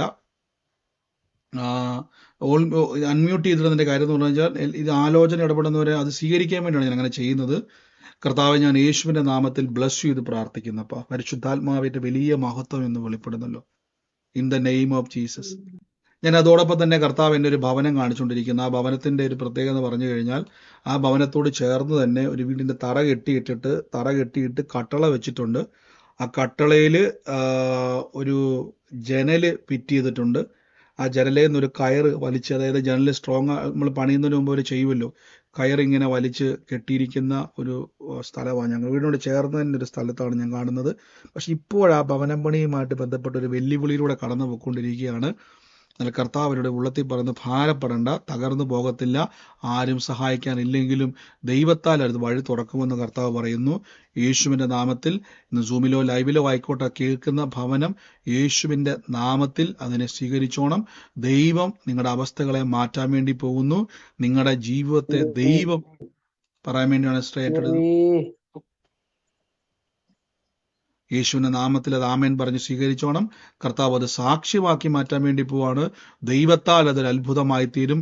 ദൈവത്താൽ നടത്തപ്പെടുന്ന രീതിയിലേക്ക് പരിശുദ്ധാത്മാവ് അത് മാറ്റാൻ വേണ്ടി പോവാണ്. നന്ദി പിതാവേ. ഞാൻ യേശുവിന്റെ അധികാരമുള്ള നാമത്തിൽ ഇന്ന് ബ്ലസ് ചെയ്ത് പ്രാർത്ഥിക്കുന്നപ്പ പരിശുദ്ധാത്മാവിന്റെ വലിയ കൃപ ഇന്ന് അവിടെ ചൊരിയുന്നല്ലോ. വലിയ മഹത്വത്താൽ ദൈവം അവിടെ നിറയ്ക്കുന്നല്ലോ. In the name of Jesus Christ. യേശുവേ നന്ദി കർത്താവേ. ദൈവത്താൽ അത് സംഭവിക്കട്ടെ. പരിശുദ്ധാത്മാവിന്റെ വലിയ മഹത്വം എന്ന് കർത്താവ് ചെയ്യുന്നല്ലോ. അതോടൊപ്പം തന്നെ കർത്താവ് എന്നെ ഫിലിപ്പ് എന്ന് പറയുന്ന ഒരു വ്യക്തിയെ കർത്താവിനെ കാണിക്കുകയാണെന്ന് കേട്ടുകൊണ്ടിരിക്കുന്ന ഒരു വ്യക്തിയുടെ സഹോദരനാണ് ഈ ഫിലിപ്പ്. ആ ഫിലിപ്പിന് വേണ്ടി പ്രാർത്ഥിക്കുവാൻ കർത്താവ് എന്നെ കാണിക്കുന്നവന്റെ ജീവിതത്തിൽ 2 വട്ടം മരണം വന്നതാണ്. എന്നാൽ ദൈവം ഇന്ന് അവനെ തൊടും. ദൈവത്താൽ അവൻ്റെ ഒരു സാക്ഷിയായിട്ട് മാറുമെന്ന് പറയുന്നു. ഫിലിപ്പ് എന്ന് പറയുന്ന സഹോദരനാണുള്ളത്. ആ കുടുംബത്തെ കർത്താവിനെ തൊടാൻ വേണ്ടി പോകുന്നു. ആ ഭവനത്തിന്റെ മേൽ ദൈവത്തിന്റെ വലിയ പ്രവൃത്തിയെ കർത്താവ് ചെയ്യുവാൻ വേണ്ടി പോകുന്നു. സൂമിലോ ലൈവിലോ ആയിക്കോട്ടെ, ആ വ്യക്തിയുമായിട്ട് ബന്ധപ്പെട്ടത് ആരാണോ, യേശുവിന്റെ നാമത്തിൽ ഞങ്ങളത് ബ്ലസ് ചെയ്ത് പ്രാർത്ഥിക്കുന്നപ്പ അത്ഭുതകരമായ സാക്ഷ്യമായി ആ മകന്റെ ജീവിതം മാറട്ടെ. വലിയ ദൈവപ്രവൃത്തിയായിട്ട് തീരട്ടെ. In the name of Jesus ഞങ്ങളിതിനെ തുറന്ന് പ്രാർത്ഥിക്കുന്നു. സാക്ഷ്യമാകട്ടെ, അത്ഭുത സാക്ഷ്യമായി തീരും. പറഞ്ഞു. ബ്രദറെ, എന്റെ ഭർത്താവിന്റെ ജ്യേഷ്ഠനാണ് ഫിലിപ്പ്. ആ വ്യക്തിക്ക് വേണ്ടി പ്രാർത്ഥിച്ചോണം. കർത്താവ് നിങ്ങൾക്കൊരു അനുഗ്രഹമാക്കിയ വ്യക്തിയെ ദൈവം തിരിക്കാൻ വേണ്ടി പോവാണ്. സാക്ഷ്യമാക്കി ദൈവം മാറ്റും. അനുഗ്രഹിച്ചു പ്രാർത്ഥിക്കുന്നപ്പ. യേശുവേ നന്ദി കർത്താവേ. പരിശുദ്ധാത്മാവിന്റെ വലിയ കൃപയ്ക്കായി സ്തുതിക്കുന്നപ്പ. ഈ ദിവസങ്ങളിൽ കർത്താവെ അവരുടെ ജീവിതത്തിൽ വലിയ മാറ്റങ്ങളെ സ്വർഗം കൊണ്ടിരുന്നല്ലോ. വലിയ പ്രവൃത്തികളെ കർത്താവ് ചെയ്യുന്നല്ലോ. എല്ലാ വിധമാകുന്ന പ്രതികൂലങ്ങളും നീങ്ങട്ടെ. എല്ലാ പ്രതിസന്ധികളും മാറട്ടെ. യേശുവിന്റെ നാമത്തിൽ കർത്താവെ അങ്ങയുടെ തിരുമുറിവിനാൽ ഇന്ന് സൗഖ്യവും ആരോഗ്യവും ഇവർക്ക് വന്നിരിക്കുന്നുള്ള വചനത്താൽ ഞങ്ങൾ ബ്ലസ് ചെയ്യുന്നപ്പ. കർത്താവെ അങ്ങയുടെ വലിയ മഹത്വം ഇന്ന് അവരുടെ ജീവിതത്തിൽ വ്യാപരിക്കട്ടെ. സകല തകർന്ന അവസ്ഥകളും ഇപ്പോൾ മാറട്ടെ.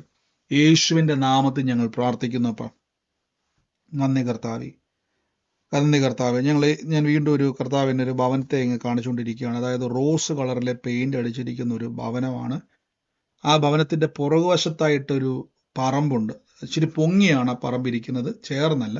ഇച്ചിരി പൊങ്ങി, ബാക്ക് വശത്ത് നിന്ന് പൊങ്ങിയാണ് ഒരു പറമ്പ് അവിടെ ഇരിക്കുന്നത്. റോസ് കളറിലെ ഒരു പെയിന്റാണ് ആ വീടിന് അടിച്ചിരിക്കുന്നത്. ഞാൻ ആ ഭവനത്തിന് വേണ്ടി പ്രാർത്ഥിക്കുമ്പോൾ ഒരു മൂത്ത മോളാണ് ആ ഭവനത്തിൽ ആ വ്യക്തിക്കുള്ളത്. ഞാൻ ആ കുടുംബത്തിന് വേണ്ടി പ്രാർത്ഥിക്കുന്ന സമയത്ത് എന്നോട് കർത്താവ് പറഞ്ഞ ആ സ്ഥലത്തിന്റെ മേലുള്ള സകല പ്രശ്നങ്ങളും ഇപ്പോൾ യേശുവിന്റെ നാമത്തിൽ ദൈവം ഒരു സാക്ഷ്യമാക്കി മാറ്റാൻ വേണ്ടി പോകുന്നു. In the name of Jesus. ഞാൻ ഈ ജെ എന്ന് പറയുന്ന ഒരു അക്ഷരം ആ കുടുംബത്തിന് വേണ്ടി പ്രാർത്ഥിക്കുമ്പോൾ എല്ലാം കാണിച്ചുകൊണ്ടിരിക്കുകയാണ്. അതുമായിട്ട് ബന്ധപ്പെട്ട് ഇന്ന് യേശുവിന്റെ നാമത്തിൽ ദൈവപ്രവർത്തി ആ കുടുംബത്തിന്റെ മേൽ സംഭവിക്കാൻ വേണ്ടി പോകുന്നു.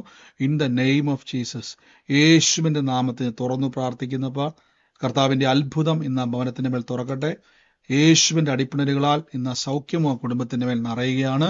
ആ കുടുംബവുമായിട്ട് ബന്ധപ്പെട്ടത് ആരാണോ ഇപ്പോൾ യേശുവിന്റെ നാമത്തിൽ തുറന്നു പ്രാർത്ഥിക്കുന്നപ്പ അത്ഭുത സാക്ഷ്യമായി ആ ഭവനം മാറട്ടെ. അത്ഭുത വിടുതൽ ആ ഭവനത്തിൽ ഉണ്ടായി പറയാൻ വേണ്ടിയുള്ളവരാണ്. അത് ഞാനാണ് ബ്രദർ, അത് ഞാനാണ്. എന്റെ പേരാണ് ജയ. യേശുവിന്റെ നാമത്തിൽ ഏറ്റെടുത്ത ദിവസം അടയാളങ്ങൾ കേട്ടല്ലോ. കർത്താവ് ആ കുടുംബത്തിന്റെ മേൽ വലിയൊരു സാക്ഷ്യമാക്കി ദൈവം ചെയ്യാൻ വേണ്ടി പോവാണ്. ആ സ്ഥലത്തിന്റെ മേൽ ദൈവത്തിന്റെ പ്രവൃത്തിയെ കർത്താവ് ചെയ്യാൻ വേണ്ടി പോകുന്നു. അനുഗ്രഹിച്ചു എന്ന് പ്രാർത്ഥിക്കുന്നപ്പ. നന്ദി പിതാവേ. യേശുവിന്റെ നാമത്തിൽ തുറന്നു പ്രാർത്ഥിക്കുന്നപ്പ. Thank you holy spirit. അതോടൊപ്പം തന്നെ കർത്താവ് എന്നെ മറ്റൊരു ഭവനം കാണിക്കുന്നു. ഒരു ഭവനത്തിന്റെ അകത്ത് ഈ ഒരു സെലിബ്രേഷന്റെ സമയത്ത് ഈ പടക്കം പൊട്ടിയിട്ട് ആ കയ്യേൽ ഇപ്പോഴും ഒരു തള്ളവിരലിന്റെ അവിടെ, ഈ നമ്മുടെ തള്ളവിരൽ മനസ്സിലായല്ലോ, ആ മെയിൻ വിരലിൽ അവിടെ ഒരു മുറിവ് കാലങ്ങളായിട്ട് ഇപ്പോഴും കിടക്കുന്ന ഒരു വ്യക്തിയെ കർത്താവ് എന്നെ ഒരു ഭവനത്തിൽ കാണിച്ചുകൊണ്ടിരിക്കുകയാണ്. ആ വ്യക്തിക്ക് വേണ്ടി പ്രാർത്ഥിക്കുവാൻ ദൈവം എന്നോട് കാണിക്കുന്ന, ആ വ്യക്തിയെ തൊടുന്നതിലൂടെ ആ കുടുംബത്തിന്റെ അവസ്ഥകളെ ദൈവം മാറ്റുവാൻ വേണ്ടി പോകുന്നത് കർത്താവ് പറയുന്നു. പ്രത്യേകിച്ച് ആ തലമുറകളെ കർത്താവ് എന്ന കുടുംബത്തിന്റെ മേലെ അനുഗ്രഹിക്കാൻ വേണ്ടി പോവാന്ന് പറയുന്നു. അവരുടെ ജീവിതത്തിലെ തടസ്സങ്ങളെ നീക്കി ദൈവത്താൽ ഒരു സാക്ഷ്യത്തെ കർത്താവ് തുറക്കാൻ വേണ്ടി പോകുന്നു പറയുന്നു. യേശുവിന്റെ നാമത്തിൽ ഇന്ന് പ്രാർത്ഥിക്കുന്നപ്പ ആ കുടുംബത്തിന്റെ മേൽ സാക്ഷ്യം തുറക്കട്ടെ. സകല പ്രതികൂലങ്ങളും നീങ്ങി യേശുവിന്റെ നാമത്തിൽ അത്ഭുത സാക്ഷ്യമായിട്ട് പറയാൻ വേണ്ടിയാണ് മ്യൂട്ട് മാറ്റിയത്. അല്ലെങ്കിൽ നിങ്ങൾ എല്ലാവരും മൈക്ക് മ്യൂട്ട് ചെയ്യണേ. യേശുവിന്റെ നാമത്തിൽ ഞാൻ തുറന്ന് പ്രാർത്ഥിക്കുന്നപ്പ ആ കുടുംബം ഇന്ന് ബ്ലെസ്സഡ് ആയി തീരട്ടെ. അവരുടെ സകല പ്രതികൂലങ്ങളും ഇന്ന് മാറി ദൈവത്താൽ സാക്ഷ്യമായി തീരട്ടെ. ഞങ്ങളിത് ബ്ലെസ് ചെയ്ത് പ്രാർത്ഥിക്കുന്നപ്പ ദൈവത്തിന്റെ മഹത്വം എന്ന കുടുംബത്തിന്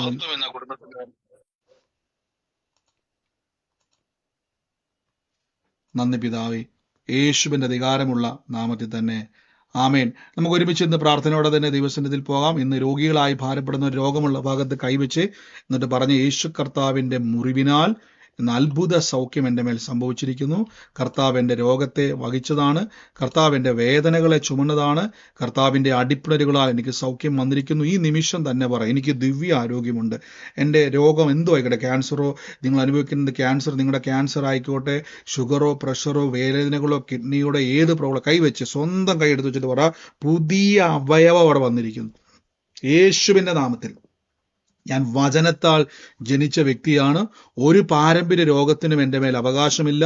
ഒരു പാരമ്പര്യ ശക്തിക്കും എൻ്റെ മേൽ അവകാശമില്ല. ഇപ്പോൾ തന്നെ യേശുവിൻ്റെ നാമത്തിൽ ഞാൻ കൽപ്പിക്കുകയാണ്, പാമ്പുകളെയും തേളുകളെയും ശത്രുവിൻ്റെ സകല ബലത്തെയും ചവിട്ടുവാൻ കർത്താവ് എനിക്ക് അധികാരം തന്നിരിക്കുന്നു. ഒന്നും ഒരിക്കലും എനിക്ക് ഒരു ദോഷവും വരത്തില്ല. ഇതെൻ്റെ അത്ഭുതത്തിൻ്റെ സമയമാണ്. ഇപ്പോൾ ഞാൻ സൗഖ്യമാകുന്നു. ഇപ്പോൾ ഞാൻ അത്ഭുതമാകുന്നു. ഇപ്പോൾ ഞാൻ ആരോഗ്യത്തിലേക്ക് വരുന്നു. യേശുവിൻ്റെ നാമത്തിൽ തന്നെ, യേശുവിൻ്റെ നാമത്തിൽ തന്നെ ഇപ്പോൾ ആ വേദന വിട്ടു മാറുക. ഇപ്പോൾ തന്നെ നിങ്ങളുടെ ശരീരത്തിൽ ആ വേദന അപ്രതീക്ഷിതമാകുകയാണ്. ആ വേദന പൂർണ്ണമായി ഇല്ലാതാകുന്നു. ആ രോഗം പൂർണ്ണമായി ഞങ്ങളുടെ വയറിന്റെ അകത്ത് വേദനയാൽ ചില സമയത്ത് ഭാരപ്പെടുന്ന വ്യക്തികൾ ഇപ്പോൾ സൗഖ്യമാകുക. യേശുവിന്റെ നാമത്തിൽ ആ സൗഖ്യത്തെ തുറന്നു പ്രാർത്ഥിക്കുന്നു. കർത്താവ് അത്ഭുതങ്ങളെ ചെയ്ത് കൃപയ്ക്ക് നന്ദി. യേശുവിന്റെ നാമത്തിൽ തന്നെ ആമേൻ. ഞാൻ കർത്താവിന്റെ നാമത്തിൽ ഇപ്പോൾ ഈ സമയത്ത് കർത്താവിന്റെ സാക്ഷ്യമുള്ളവർക്ക് പറയാനുള്ള സമയമാണ്. അതിനു മുമ്പ് ഞാൻ കർത്താവിന്റെ വേലയിൽ വിതച്ചവരെ ബ്ലസ് ചെയ്ത് പ്രാർത്ഥിക്കുന്നു. വലിയ നന്മകളാൽ സ്വർഗം നിറയ്ക്കട്ടെ. നിങ്ങളുടെ ജോലിയിലെ ബിസിനസ്സിനെ അനുഗ്രഹിച്ച് പ്രാർത്ഥിക്കുന്നത് വർദ്ധിക്കും. ധാരാളമായി കർത്താവിന്റെ നാമത്തിൽ വിതച്ചവരുണ്ട്. എല്ലാവരും ഒരേപോലെയാണ്, കൂടുതലോ കുറവോ ഇല്ല. കർത്താവിന്റെ നാമത്തിൽ വിതയ്ക്കുന്നവൻ കൊയ്യും. വരാൻ പോകുന്ന മീറ്റിങ്ങുകൾക്കൊക്കെയും അതൊരു അനുഗ്രഹമായി തീരും. വലിയ നന്മകളാൽ കർത്താവ് നിറയ്ക്കും. നിങ്ങളുടെ ഏത് മേഖലയിലായിക്കോട്ടെ, വായ്പ മേടിക്കത്തില്ല. നന്മയും കരുണയും നിങ്ങളുടെ ആയുഷ്കാലമൊക്കെയും പുറകെ വരും. അനുഗ്രഹിച്ചു എന്ന് പ്രാർത്ഥിക്കുന്നു. വിതകളെ ബ്ലസ് ചെയ്യുന്നു. ഇനിയും വിതയ്ക്കുവാൻ നന്മ കൊണ്ട് നിറയട്ടെ. ഞെരുക്കമല്ല, നിറവുണ്ടാകട്ടെ. യേശുവിന്റെ നാമത്തിൽ തന്നെ ആമേൻ. കർത്താവ് നിങ്ങളെ അനുഗ്രഹിക്കട്ടെ. ഈ സമയത്ത് ആർക്കെങ്കിലും ഒരു സാക്ഷ്യം പറയാനുള്ളവരുണ്ടെങ്കിൽ ചുരുക്കം വാക്കുകളിൽ, പ്രാർത്ഥനാ വിഷയമല്ല, നമ്മൾ ഓൾറെഡി പ്രാർത്ഥിച്ചു കഴിഞ്ഞു. അത്ഭുതം നടന്നു കഴിഞ്ഞു. ആമേൻ മാത്രം പറഞ്ഞാൽ മതി. ഈ സമയത്ത് സാക്ഷ്യമുള്ളവരുണ്ടെങ്കിൽ ഒന്ന് പറഞ്ഞാട്ടെ. ബ്രദർ, ജയ എന്ന് പേര് പറഞ്ഞ ഒരാളുടെ പേര് പറഞ്ഞു. എന്റെ ഹസ്ബൻഡിന്റെ പേര് ജോൺ എന്നാണ്. ഹസ്ബൻഡിന്റെ വീടിരിക്കുന്ന സ്ഥലവും ഇപ്പൊ ബ്രദർ പറഞ്ഞതുപോലെ ഉള്ള ലൊക്കേഷനിലാണ്. അല്ലെ, ഞാനത് ഹൃദയപൂർവ്വം ഏറ്റെടുക്കുന്നു. എന്റെ ഹസ്ബൻഡിനെ ദൈവം അനുഗ്രഹിക്കുമെന്ന് ഞാൻ ആമേൻ. തീർച്ചയായിട്ടും കർത്താവ് അത്ഭുതമാക്കി ഏറ്റെടുത്തോണം. യേശുവിന്റെ നാമത്തിൽ തന്നെ ആമേൻ. മറ്റാരെങ്കിലും ഉണ്ടോ സാക്ഷ്യം പറയുവാനുള്ളവരുണ്ടെങ്കിൽ? ഹലോ ബ്രദറെ, എനിക്ക് സാക്ഷ്യം പറയാനുണ്ട്. പറഞ്ഞു. ബ്രദറെ, കഴിഞ്ഞ വുമൻസ് പ്രയറിൽ വെച്ചിട്ട് സിസ്റ്റർ പ്രാർത്ഥിച്ചോണ്ടിരിക്കുമ്പോ മിനി എന്നുള്ള ഒരു പേര് വിളിച്ചു. അതെന്റെ പേരാണ്. എന്റെ പേര് മിനി എന്നാണ്. എനിക്ക് പഞ്ചായത്തിന് ഡോക്യുമെന്റ്സ് കിട്ടുന്നതാണ് സിസ്റ്റർ പറഞ്ഞത്. ആ സമയത്ത് ഞാൻ ഒരാഴ്ചയായിട്ട് ഈ ഡോക്യുമെന്റ്സിന് വേണ്ടി കണ്ണഞ്ഞ് ശ്രമിക്കായിരുന്നു. എനിക്കതൊരു കിട്ടിയിട്ടുണ്ടായിരുന്നില്ല. പക്ഷെ ഈ പ്രാർത്ഥന ഞാൻ കേട്ടിട്ടില്ല. ഞാനത് പിന്നീട് യൂട്യൂബിലാണ് കേട്ടത്. അന്നത്തെ ദിവസം എനിക്കിത് കേൾക്കാം. കഴിഞ്ഞ ശനിയാഴ്ച രാത്രിയാണ് കേൾക്കുന്നത് ഞാൻ. അപ്പോഴാണ് മിനി എന്നുള്ള വിളി കേട്ടത്. അത് എനിക്ക് കിട്ടി. അത് കിട്ടിക്കൊണ്ടിരിക്കുന്ന സമയത്താണ് സിസ്റ്റർ പറയുന്നത് ഇങ്ങനെ ഡോക്യുമെന്റ്സ് മിനി ഇതേ തരുന്നുണ്ടെന്ന് പറഞ്ഞിട്ട്. ഞാൻ ഒരു സാക്ഷിയായിട്ട് പറയുകയാണ്. വലിയൊരു സാക്ഷിയായിട്ട് തന്നെ ഞാൻ പറയുന്നത്. ഞാൻ അത്രയും കഷ്ടപ്പെട്ട് നടക്കായിരുന്നു ഒരാഴ്ചയായിട്ട്. അത് പ്രാർത്ഥന വിഷയമായിട്ട് ലെസ് പറഞ്ഞിട്ടുണ്ടായിരുന്നു ഈ കാര്യം? ഇല്ല, ഒന്നും ഞാൻ പറഞ്ഞിട്ടില്ല. ഇത് ആരോടും അറിഞ്ഞിട്ടുമില്ല, പറഞ്ഞിട്ടുമില്ല. ഞാനിത് ഈ പ്രാർത്ഥന നടക്കുമ്പോ ഇതിലുണ്ടായിരുന്നില്ല. പിന്നീടാണ് യൂട്യൂബിലാണ് ഈ പ്രാർത്ഥന കേൾക്കുന്നത്. നേരത്താണ് എന്നെ വിളിക്കുന്നത്.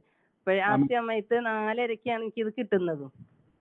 തീർച്ചയായിട്ടും ബ്രീസ്റ്റ് പറഞ്ഞത് തന്നെ നമ്മുടെ വുമൻസ് പ്രയറിൽ ശുശ്രൂഷിച്ച സമയത്ത് കർത്താവ് ഇടപെട്ട ഒരു ആലോചനയായിരുന്നു. പറഞ്ഞത് അതിന്റെ പേപ്പറിന് പറയാൻ ഒത്തിരി ഭാരപ്പെട്ടുണ്ടാക്കും. അപ്പൊ ചില കാര്യങ്ങൾ തടസ്സപ്പെട്ട് കിടക്കുമായിരുന്നു.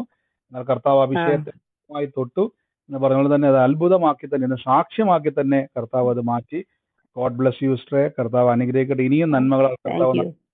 എനിക്ക് വേറൊരു സാക്ഷ്യം ഉണ്ട് ബ്രദറെ. എനിക്ക് കുറച്ചു നാൾ മുൻപ് ജനുവരിയിൽ ഒരു തോമസ് എന്ന് പറഞ്ഞിട്ടൊരു വ്യക്തി എനിക്കൊരു അനുഗ്രഹമായി വരുന്നു പറഞ്ഞിട്ടുണ്ടായിരുന്നു. അന്ന് ഈ തോമസ് ഏട്ടൻ ഈ ഞങ്ങളുടെ വീട്ടിൽ ഇറങ്ങുന്നതും കയറുന്നതും എല്ലാം ബ്രദർ പറഞ്ഞിരുന്നു. ഇപ്പൊ ഈ ഏപ്രിൽ ആള് വന്നു ഞങ്ങളുടെ വീട്ടിലേക്ക് വന്നു. ഞാൻ ബ്രദർ പറഞ്ഞ പോലെ എല്ലാതും കയറി ഇറങ്ങി ഇവിടെ കിടന്ന് നടന്നു എല്ലാം ചെയ്തു. പിന്നെ ആള് ഞങ്ങക്ക് വേണ്ടിയിട്ടൊരു നന്മ ചെയ്യുന്നു പണ്ടായിരുന്നു. അത് ചോദിച്ചു. ഞാൻ സ്ഥലമാണ് ചോദിച്ചത്. സ്ഥലത്തിൽ നിന്ന് ഒരു ലേശം സ്ഥലം ചോദിച്ചത് ഈ സൈഡിൽ നിന്ന്. അത് കുറച്ച് വിലക്കാണ് ആള് ചോദിച്ചത്. എങ്കിലും കൂടെ ദൈവം നമുക്ക് ആലോചന തന്ന പ്രകാരം ഞങ്ങൾ സമ്മതിച്ചു. അത് മാത്രമല്ല ബ്രദർ പിന്നെ എനിക്ക് ആലോചനകൾ തന്നിട്ടുണ്ടായിരുന്നു. ഈ എല്ലാ ആലോചനകളും ഞങ്ങൾ ചോദിച്ചിട്ടും പറഞ്ഞിട്ട് ഒന്നുമല്ല. പക്ഷെ തോമസ് ഏട്ടൻ ഞങ്ങൾക്ക് അത് ഓഫറാക്കി തന്നിരിക്കുക, ഓഫർ പോലെ തന്നിരിക്കുക. നിങ്ങൾക്ക് ഇതെല്ലാം ഞാൻ ചെയ്ത് തരും എന്ന് പറഞ്ഞിട്ട്. പക്ഷെ ആള് ഒരു നന്മയുള്ള മനുഷ്യനാട്ടെ, പറഞ്ഞാൽ ചെയ്തു തരും. പക്ഷെ നമ്മളൊന്നും ആവശ്യപ്പെട്ടിട്ടല്ല. ബ്രദർ ഞങ്ങളോട് എന്തൊക്കെയാണോ ആലോചന തന്നത് അത് മുഴുവൻ ഈ തോമസ് ഏട്ടൻ ഞങ്ങളോട് പറയും. ഞാൻ നിങ്ങൾക്ക് എന്റെ മോനെ ജോലിയുടെ കാര്യം അത് ബ്രദർ പറഞ്ഞിട്ടുണ്ടായിരുന്നു. ആ ജോലി തരാത്തുന്നു. പിന്നെയും കുറെ നന്മകള്, സാമ്പത്തിക പ്രശ്നങ്ങള്, അങ്ങനെയുള്ള എല്ലാ കാര്യങ്ങളും അങ്ങോട്ട് ഇങ്ങോട്ട് പറയാണ്. ഇത് ഞാൻ വലിയൊരു അത്ഭുതശേഷിയായിട്ട് പിന്നെയും പറയാണ്. എന്താ വെച്ചാൽ ബ്രദർ നമുക്ക് ആലോചന തന്നതാണ്. അത് ഈ തോമസ് ഏട്ടനായിട്ട് എല്ലാം കണക്ഷനായി കിടക്കുന്നത്. നമ്മൾ പറയാണ്ട് തന്നെ പ്രീസ്റ്റ് പറഞ്ഞ പോലെ തന്നെ ദൈവാത്മാവ് കുറെ കാലം മുമ്പ് ഇടപെട്ടതാണ്. തോമസ് എന്ന് പറയുന്ന ഒരു വ്യക്തി ആ ഭവനത്തിൽ കയറുന്നതും വരുന്നതും ആ വ്യക്തി ഒരു നന്മയാക്കി മാറ്റുന്നുള്ള നേരത്തെ സിസ്റ്റർ സാക്ഷ്യം പറഞ്ഞിട്ടുള്ളതാണ്. അത് ആ വ്യക്തിയെപ്പറ്റി സിസ്റ്റർ പറഞ്ഞിട്ടുമില്ല. പരിശുദ്ധാത്മാവ് ഒരു പ്രവചനം വെളിപ്പെട്ടതാണെന്ന് പറഞ്ഞുകൊണ്ട് തന്നെ ആ വ്യക്തി ഭവനത്തിൽ വരികയും ഇന്ന് ആ വ്യക്തി മുഖാന്തരം നന്മകളെ തുറക്കുന്ന സാക്ഷ്യം കർത്താവ് ഇടപെട്ടു. അപ്പൊ നമ്മൾ പോലും അറിയാതെ നമുക്ക് വേണ്ടി അനുഗ്രഹത്തിന്റെ വാതിലുകളെ തുറക്കുവാൻ കർത്താവ് ചില ഹൃദയങ്ങളെ ഇടപെടുന്നതാണ്. ദൈവം നമുക്ക് അവരെ അനുകൂലമാക്കുന്നതാണ്. God bless you sister. ഇനിയും പ്രാർത്ഥനയോടെ തന്നെ ഇരിക്കുക. എല്ലാവരോടും ഞാൻ പറഞ്ഞു, നിങ്ങൾ പ്രാർത്ഥിക്കുക. നിങ്ങൾക്കുള്ള ആലോചനകളെയും കർത്താവ് തരുക ശക്തനാണ്. നിരാശപ്പെടരുത്. നിങ്ങളുടെ സമയത്ത് കർത്താവ് തക്ക സമയത്ത് ആലോചനകളെ കർത്താവ് തുറക്കും. യേശുവിന്റെ നാമത്തിൽ തന്നെ. God bless you sister. ആമേൻ. മറ്റാരെങ്കിലും ഉണ്ടോ? ബ്രദറെ, ഇന്നലെ ഒരു ആലോചന പറഞ്ഞായിരുന്നു. 2008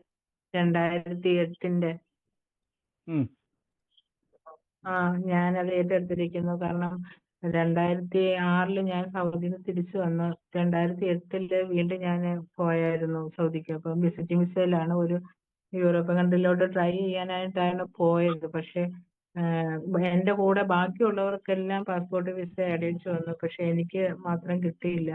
അങ്ങനെ അതൊരു ഇതായിട്ട് തടസ്സമായിട്ട് നിന്നിട്ട് അത് നിരാശയോടെയാണ് തിരിച്ച് ഞാൻ നാട്ടിൽ കയറി വന്നത്.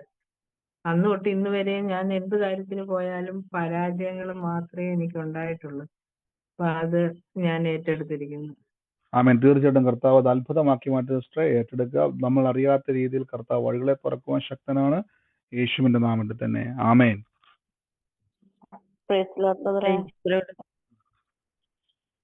സാക്ഷ്യം പറയാനാണ്. പറഞ്ഞു. എനിക്ക് 2-3 ദിവസം പനിയായിരുന്നു. പനി കൂടുതലായിട്ട് 3 ദിവസം എനിക്ക് ഉറക്കമൊന്നുമില്ലായിരുന്നു. അപ്പൊ ഞാൻ ബ്രദറിന്റെ പ്രാർത്ഥന കൂടണുണ്ടായിരുന്നു. പക്ഷെ കുറച്ച് ദിവസം മുമ്പ് ഒരു പടം ഇങ്ങനെ കയറി വന്നു. അതിനുശേഷം എന്റെ ഫോൺ എന്ത് ചെയ്താൽ എനിക്ക് വരണേ ഇല്ലായിരുന്നു. അതിനുശേഷം എന്റെ കൂട്ടുകാരിയോട് ചോദിച്ചപ്പോൾ ഇങ്ങനെ നമ്പർ ഗ്രൂപ്പിൽ ഇട്ടിട്ടുണ്ടെന്ന്. അങ്ങനെയാണ് ഞാൻ ഇന്നലെ മുതലാണ് കയറുന്നത്. ഞാൻ ഇന്നലെ രാത്രിയിൽ എനിക്ക് വല്ലാത്ത ഭാരവും 3 ദിവസമായിട്ട് എനിക്ക് ഉറക്കമൊന്നുമില്ലാതെ മൂക്കിൽ ഒലിക്ക്, ശരീരം മൊത്തം വേദനയും, എല്ലാ സ്ഥലത്തും വേദന. ഇരിക്കുമ്പോ കിടക്കാൻ തോന്നും, കിടക്കുമ്പോ ഇരിക്കാൻ തോന്നും. അങ്ങനെ ഞാൻ വചനം പറഞ്ഞിങ്ങനെ എപ്പോഴും വചനം പറഞ്ഞ് നടക്കുമായിരുന്നു. രാത്രി കിടന്ന് ഉറങ്ങിക്കൊണ്ടിരുന്ന 2 മണി രാത്രി ആയപ്പോഴത്തേക്കും ഞാൻ പോകുന്ന ചർച്ചില് ഇങ്ങനെ വട്ടത്തില് ദേവദാസനും എല്ലാവരും കൂടെ വിശ്വാസികളെല്ലാം കൂടെ വട്ടത്തിൽ കൂടിയിരുന്ന് ഇങ്ങനെ പ്രാർത്ഥിച്ചുകൊണ്ടിരുന്നപ്പം അടുത്ത പ്രാർത്ഥന പിന്നെ എന്റെ പ്രാർത്ഥനയായിരുന്നു. അപ്പൊ ഞാൻ ഇങ്ങനെ സ്വപ്നത്തിലാണേ വലിയ ഒച്ചയ്ക്ക്, സാധാരണ സ്വപ്നം കണ്ടാൽ ഞാൻ ഒച്ച എടുത്താല് വെളിയിലോട്ട് ഒച്ച വരില്ല. ഇന്നലെ അങ്ങനെയല്ലായിരുന്നു. ഭയങ്കര ഒച്ചയില് പരിശുദ്ധനായ ദൈവമേ എന്നും പറഞ്ഞു ഭയങ്കര ഒച്ചയില് ഞാൻ പ്രാർത്ഥിച്ച്. എന്റെ അച്ചായൻ അടുത്ത് കിടക്കുന്നു. അച്ചായൻ തന്നെ ഞെട്ടി ചോദിച്ചു എന്ത് സംഭവിച്ചെന്ന്. അതിനുശേഷം അത് പറഞ്ഞേച്ച് പെട്ടെന്ന് തന്നെ 2-3 ചുമയും കഴിഞ്ഞ് ഞാൻ മയങ്ങി. ഇത്തിരി കഴിഞ്ഞപ്പോ ഞാൻ എഴുന്നേറ്റ് 2 മണിയായി. പിന്നെ ഉറക്കം വന്നില്ല. അതിനുശേഷം ഈ നിമിഷം വരെ എനിക്ക് പനിയോ ഇങ്ങനെ നമ്മുടെ ശരീരത്തിൽ എന്തെല്ലാം അസുഖങ്ങളാണ് അതൊന്നും എന്റെ ശരീരത്തിൽ ഇല്ല. ഞാൻ പൂർണ്ണ ആരോഗ്യവതിയാണ്. ശബ്ദത്തിന് ഇത്തിരി വ്യത്യാസം വരാനുണ്ട്. എന്റെ ഒപ്പം എന്റെ മുമ്പ് പനിച്ചവരോ 2 ആഴ്ചയായവരും ഇപ്പോഴും അവർക്ക് ക്ഷീണമാണെന്നും പറഞ്ഞ് എന്നെ വിളിച്ചു പറഞ്ഞു. ഞാൻ പ്രാർത്ഥിക്കാന്ന് പറഞ്ഞു. അപ്പൊ ദൈവം എന്നെ വിടുവിച്ച് കർത്താവിന്റെ പ്രാർത്ഥനയും ഈ ഗ്രൂപ്പിലുള്ള എല്ലാ മക്കളുടെയും പ്രാർത്ഥന എനിക്ക് വളരെ അനുഗ്രഹമായിരുന്നു. എനിക്ക് നല്ല വിടുതലും നല്ലൊരു സാക്ഷി പറയാനും എനിക്ക് അവസരം ദൈവം തന്നതിന് നന്ദി പറയുകയാണ്. കഴിഞ്ഞ ദിവസം ഒരു സിസ്റ്റർ, അത് ഞാൻ യൂട്യൂബിലാണ് കേട്ടത്, ഭവാനി എന്ന് പേര് പറഞ്ഞു. എന്റെ നാത്തൂന് ക്യാൻസർ ആയിട്ട് ഓപ്പറേഷൻ കഴിഞ്ഞിരിക്കുകയാണ്. നാളെയാണ് അതിന്റെ റിസൾട്ട് വരുന്നത്. ക്യാൻസർ ഉണ്ടോ ഇല്ലയോ എന്നുള്ളത് നാളെ റിസൾട്ട് വരും. ചേച്ചി ആശുപത്രിയിൽ അഡ്മിറ്റ് ആയിരുന്നു. ഇന്ന് വിടുതൽ പ്രാപിച്ച് പോയി. അപ്പൊ ഞാൻ പറഞ്ഞു ഇങ്ങനെ യൂട്യൂബില് ദേവദാസി പറഞ്ഞിട്ടുണ്ട്, ഭവാനി എന്ന് പറഞ്ഞതിന് വിടുതലാണെന്ന് പറഞ്ഞിട്ടുണ്ടെന്ന് പറഞ്ഞപ്പോൾ വളരെ സന്തോഷമായിട്ട് തന്നെ അവരും ഇരിക്കുന്നുണ്ട്. അതും ദൈവത്തിന് ഒത്തിരി മഹത്വം. നന്ദി ബ്രദറിന്, ഒത്തിരി നന്ദി. കുടുംബമായിട്ട് ഞങ്ങൾ പ്രാർത്ഥിക്കുന്നുണ്ട്. ഓക്കെ, താങ്ക് യു ബ്രദറെ. God bless U. ബ്രേസ് പറഞ്ഞ പോലെ തന്നെ കർത്താവ് ഇന്ന് പ്രവർത്തിച്ച വലിയ കൃപയ്ക്ക് നന്ദി പറയുന്നു. പ്രത്യേകിച്ച് അസ്വസ്ഥതയായിരുന്നു, ശാരീരികമായിട്ട് ബുദ്ധിമുട്ടായിരുന്നു, വേദനയായിരുന്നു, പനിയുടെ ബുദ്ധിമുട്ടായിരുന്നു. എന്നാൽ കർത്താവിന്റെ വചനം പറഞ്ഞതിന് മേൽ ജയമെടുത്തു. അത് മാത്രമല്ല, കഴിഞ്ഞ ദിവസം നമ്മുടെ സഹോദരിമാരുടെ മീറ്റിംഗിൽ കർത്താവ് ഇടപെട്ട ആലോചനയാണ്. ആ ഭവാനി എന്ന് പറഞ്ഞ വ്യക്തി ക്യാൻസറും ടെസ്റ്റിന് വിട്ടേക്കുമായിരുന്നു. പക്ഷെ ദൈവകൃപയാൽ എന്ന് പറയാൻ ഇടയാത്തീർന്നു. ഒരു കുഴപ്പമില്ല എന്ന് അവിടുന്ന് പറയുവാൻ ഇടയാത്തീർന്നു. ദൈവം പ്രവർത്തിച്ച അത്ഭുതകരമായ പ്രവർത്തിക്ക് നന്ദി പറയുന്നു. കർത്താവ് ഇടപെട്ടതിനും സൗഖ്യം. അപ്പം നിങ്ങൾ കൂടുന്ന ഓരോ മീറ്റിങ്ങും ചെറുതല്ല കേട്ടോ. ദൈവം നിങ്ങളുടെ ജീവിതത്തെ സ്പർശിച്ചുകൊണ്ടിരിക്കുന്നു. ആലോചനകളാൽ കർത്താവ് നിങ്ങളെ സ്പർശിച്ചുകൊണ്ടിരിക്കുന്നു. എല്ലാ മേഖലയിലും കർത്താവ് നിങ്ങളെ സാക്ഷ്യമാക്കും. യേശുവിന്റെ നാമത്തിൽ തന്നെ. ഗോഡ് ബ്ലെസ് യു സിസ്റ്ററെ. മറ്റാരെങ്കിലും ഉണ്ടോ സാക്ഷ്യം പറയുവാൻ? കേക്കാവോ? പറഞ്ഞു. എനിക്ക് കാലിന് നീരായിട്ട് ഇങ്ങനെ ഹോസ്പിറ്റലിൽ ചെന്നപ്പോ പിന്നീട് ടെസ്റ്റ് ഒക്കെ ചെയ്യണമെന്ന് പറഞ്ഞു. ഞാൻ പ്രാർത്ഥിച്ചുകൊണ്ടിരുന്നു. തന്നെ പറഞ്ഞു പ്രാർത്ഥിച്ചുകൊണ്ടിരുന്നു.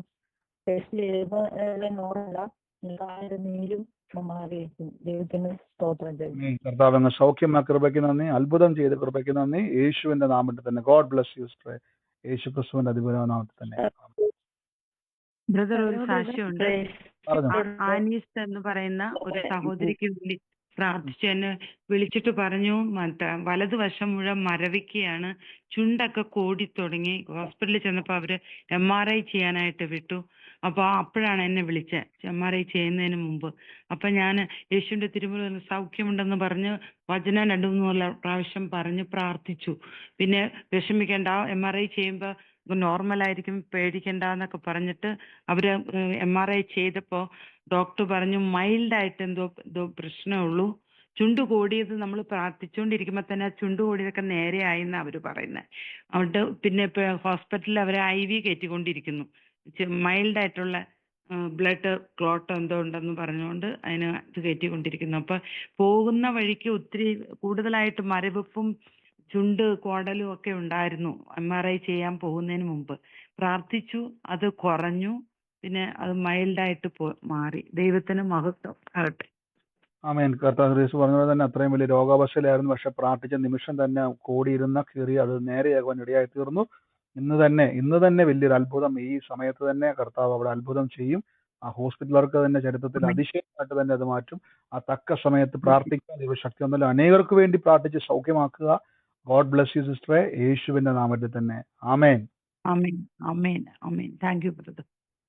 അങ്ങനെ ഒരു സാക്ഷ്യം പറയണ്ടായിരുന്നേ.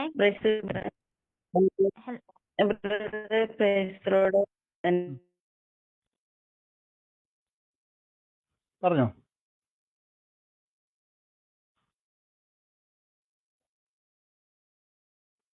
കേൾക്കുന്നുണ്ടോ? ഹലോ പറഞ്ഞോ. ഹലോ പറഞ്ഞോ. പ്രേസ്തലോട് ബ്രദറെ, ഞാൻ ഈ മീറ്റിംഗിൽ കയറി പിന്നെയാണ് ജീവിതത്തിൽ ആദ്യമായിട്ട് കർത്താവ് ഞങ്ങൾക്കൊരു വാഹനം കാറ് തന്നത്. സെക്കൻഡ് ഹാൻഡ് ആണ്. ഇപ്പൊ അത് കൊടുത്ത് വേറെ ചേഞ്ച് ചെയ്യണം, വേറെ മേടിക്കണം എന്ന് ആഗ്രഹിക്കുന്നു ബ്രദറെ. ദൈവഹിതമാണോ ദൈവാലോചനയാണോ ഞങ്ങൾക്ക് നന്മയാണോ എന്നൊരു ഇത് അറിയണം ബ്രദറെ. എന്ത് വേണമെന്ന് അറിയുന്നില്ല. ബ്രദർ ഒന്ന് പറഞ്ഞായിരുന്നെങ്കിൽ. പ്രാർത്ഥിക്കുക. നിങ്ങൾക്ക് ഈ സമയങ്ങളിൽ നന്മയാവുമോ?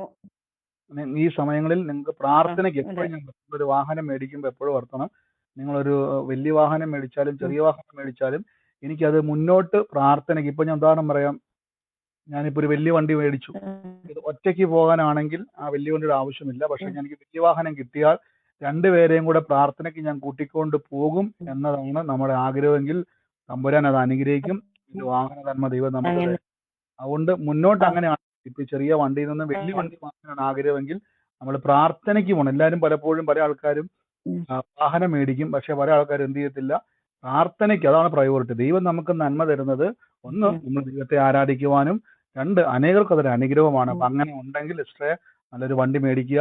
കർത്താവ് അത് സാക്ഷ്യമാക്കി മാറ്റും. കർത്താവ് അത് അനുഗ്രഹം. അതിന്റെ മേലെ ഒരു ബാധ്യതയും വരുവാൻ ദൈവം സമ്മതിക്കത്തില്ല. അല്ലാത്ത പക്ഷം നമ്മൾ ദൈവത്തെ പറഞ്ഞിട്ട് കാര്യമില്ല. അപ്പൊ നല്ലൊരു വാഹനം കർത്താവ് തരട്ടെ. വലിയൊരു നല്ല എപ്പോഴും ഓർത്തത് നമുക്ക് ദൈവം ഉയർച്ച തരുന്നത്, അവസ്ഥകൾക്ക് ദൈവം വ്യത്യാസം തരും. ദൈവം നിങ്ങളെ അനുഗ്രഹിക്കട്ടെ. മറ്റാരെങ്കിലും സാക്ഷ്യമുള്ളവർ വേഗത്തിൽ പറഞ്ഞോട്ടെ. അങ്ങനെ കേക്കാവോ? പറഞ്ഞോ. അങ്ങനെ കഴിഞ്ഞ ഒരു 5-6 മാസമായിട്ട് ഞാൻ എന്തെങ്കിലും ഫുഡ് കഴിക്കുമ്പം ഈ 1/2 മണിക്കൂർ കണ്ടിന്യൂസ് ആയിട്ട് ഇങ്ങനെ ചുമക്കായിരുന്നു.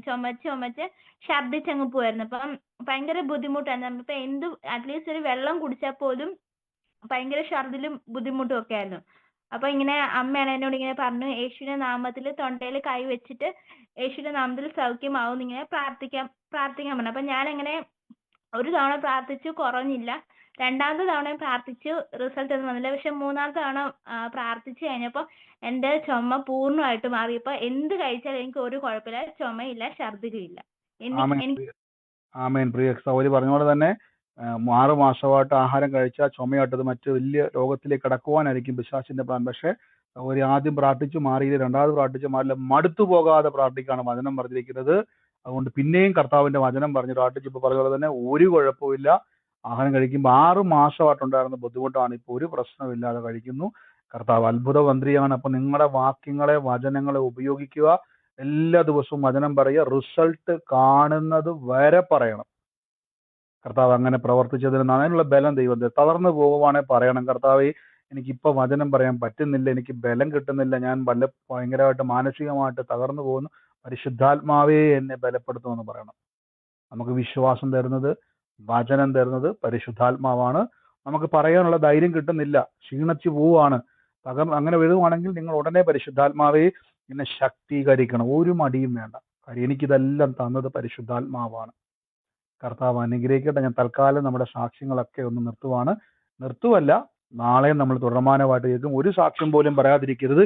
ഇച്ചിരി ബുദ്ധിമുട്ടിയാലും സാക്ഷ്യം പറയണം. കാര്യം നിങ്ങളുടെ സാക്ഷ്യം കേൾക്കുമ്പോൾ മറ്റൊരാൾക്കൊരു അവസരമാണ് സൗഖ്യമാകും എന്ന് കേട്ട എത്ര സാക്ഷ്യം, രോഗസൗഖ്യത്തിന്റെ സാക്ഷ്യം, പ്രവചന ആലോചനയുടെ നിവൃത്തിയുടെ സാക്ഷ്യം, അത് കേൾക്കുന്ന മറ്റൊരു വ്യക്തി, തകർന്നിരിക്കുന്ന വ്യക്തിക്ക് നിങ്ങൾ ഓർത്താൽ എൻ്റെ സാക്ഷ്യം മറ്റൊരു വ്യക്തിക്ക് ഒരു അനുഗ്രഹമാണെന്ന് ഓർത്ത് വേണം സാക്ഷ്യം. അല്ലാതെ ബ്രദറിന് കേൾക്കാൻ വേണ്ടിയല്ല. ബ്രദർ കേൾക്കുന്നത് അനുഗ്രഹം, എനിക്ക് നിങ്ങളോട് സാക്ഷ്യം കേൾക്കുമ്പോൾ എൻ്റെ വിശ്വാസം വർദ്ധിക്കും, എല്ലാവരുടെയും വിശ്വാസം വർദ്ധിക്കും. കർത്താവ് ഇന്ന് നമ്മളെ അനുഗ്രഹിക്കട്ടെ. നാളെ നമുക്ക് വീണ്ടും ഒരുമിച്ച് പ്രാർത്ഥനയിൽ വൻ കാര്യങ്ങളെ കർത്താവ് ചെയ്യുന്നത് കാണാം, അനുഭവിക്കാം. കർത്താവ് അനുഗ്രഹിക്കട്ടെ. ഈ സമയത്ത് നമുക്ക് ഒരുമിച്ച് വിശ്വാസ പ്രകടനം ലൈവിലൊക്കെ കാണുന്നവർ ഡിസ്ക്രിപ്ഷനിൽ യൂട്യൂബിലും ഫേസ്ബുക്കിലും എല്ലാം നമ്മുടെ പ്രാർത്ഥനയുടെ ലിങ്ക് ഉണ്ട്. അതിലൂടെ എല്ലാ ദിവസവും ഇപ്പോൾ ഇന്ത്യൻ സമയത്ത് 9 മണിക്ക് നടക്കുന്ന പ്രാർത്ഥനയിൽ 8:45 അന്യഭാഷാ പ്രാർത്ഥനയുണ്ട്. അതിലും നിങ്ങൾക്ക് പങ്കുചേരാവുന്നതാണ്. ദൈവം നിങ്ങളെ അനുഗ്രഹിക്കട്ടെ. വലിയ പ്രവർത്തികളാൽ കർത്താവ് ചെയ്യും. നിങ്ങളുടെ അത്ഭുതകരമായ സാക്ഷ്യങ്ങൾ ആരെങ്കിലും വിട്ടുപോയിട്ടുണ്ടെങ്കിൽ നിങ്ങൾക്ക് ഈ നമ്പറുകളിലേക്ക് അയക്കാൻ പറ്റും, പ്രയർ ലൈൻ നമ്പറിലേക്ക് അയക്കാൻ പറ്റും. ദൈവം നിങ്ങളെ അനുഗ്രഹിക്കട്ടെ. പ്രത്യേകിച്ച് നമ്മുടെ വരാൻ പോകുന്ന നാട്ടിലെ പ്രാർത്ഥനകൾക്ക് വേണ്ടി നിങ്ങൾ പ്രാർത്ഥിക്കണം. സമയം ക്രമീകരിച്ചിട്ടില്ല, ഡേറ്റിൽ ക്രമീകരിച്ച പൗലോസ്ലീഹ പറഞ്ഞൊരു വാക്കുണ്ട്, വേഗത്തിൽ എന്നെ നിങ്ങൾക്ക് കിട്ടേണ്ടതിന്. അപ്പൊ പൗലോസ്ലീഹ വാക്ക് പറയണം, വേഗത്തിൽ എന്നെ നിങ്ങൾക്ക് കിട്ടേണ്ടതിന്. അതിന്റെ അർത്ഥം എന്താണെന്ന് ചോദിച്ചു കഴിഞ്ഞാൽ, വചനം കൂട്ടായ്മയിലേക്ക് പലപ്പോഴും സാഹചര്യങ്ങൾ നമ്മളെ പലപ്പോഴും പല രീതിയിൽ തെറ്റിച്ചു പോകണമെങ്കിലും പൗലോസ് പറയാണ് ഒരുമിച്ച് കൂടേണ്ടതിന്, എന്നെ ലഭിക്കേണ്ടതിന്. നിങ്ങൾ പൗലോസ് ഞാനും പറയുന്നു, ഒരുമിച്ച് കൂടുവാൻ, നമുക്ക് ഒരുമിച്ച് നിങ്ങളെ ശുശ്രൂഷിക്കുവാനും കാണുവാനും ഒക്കെ ആഗ്രഹിക്കുന്നു. അതിനുവേണ്ടി നിങ്ങൾ പ്രാർത്ഥിക്കുക. നിങ്ങളുടെ പട്ടണങ്ങളിൽ ഒരു പ്രാർത്ഥന ക്രമീകരിക്കുവാൻ ആഗ്രഹിക്കുന്നുണ്ട്, രാജ്യങ്ങളിൽ ക്രമീകരിക്കാൻ ആഗ്രഹിക്കുന്നുണ്ട്. പ്രാർത്ഥിക്കുക. ആഗ്രഹമുള്ളവർ അതിനുവേണ്ടി പ്രിപ്പയർ ആകുക. ദൈവം നിങ്ങളെ അനുഗ്രഹിക്കട്ടെ. നമുക്ക് ഒരുമിച്ച് വിശ്വാസ പ്രഖ്യാപനങ്ങൾ ഏറ്റുപറയാം. മൈക്കുകളൊക്കെ മ്യൂട്ട് ചെയ്ത് നിങ്ങൾ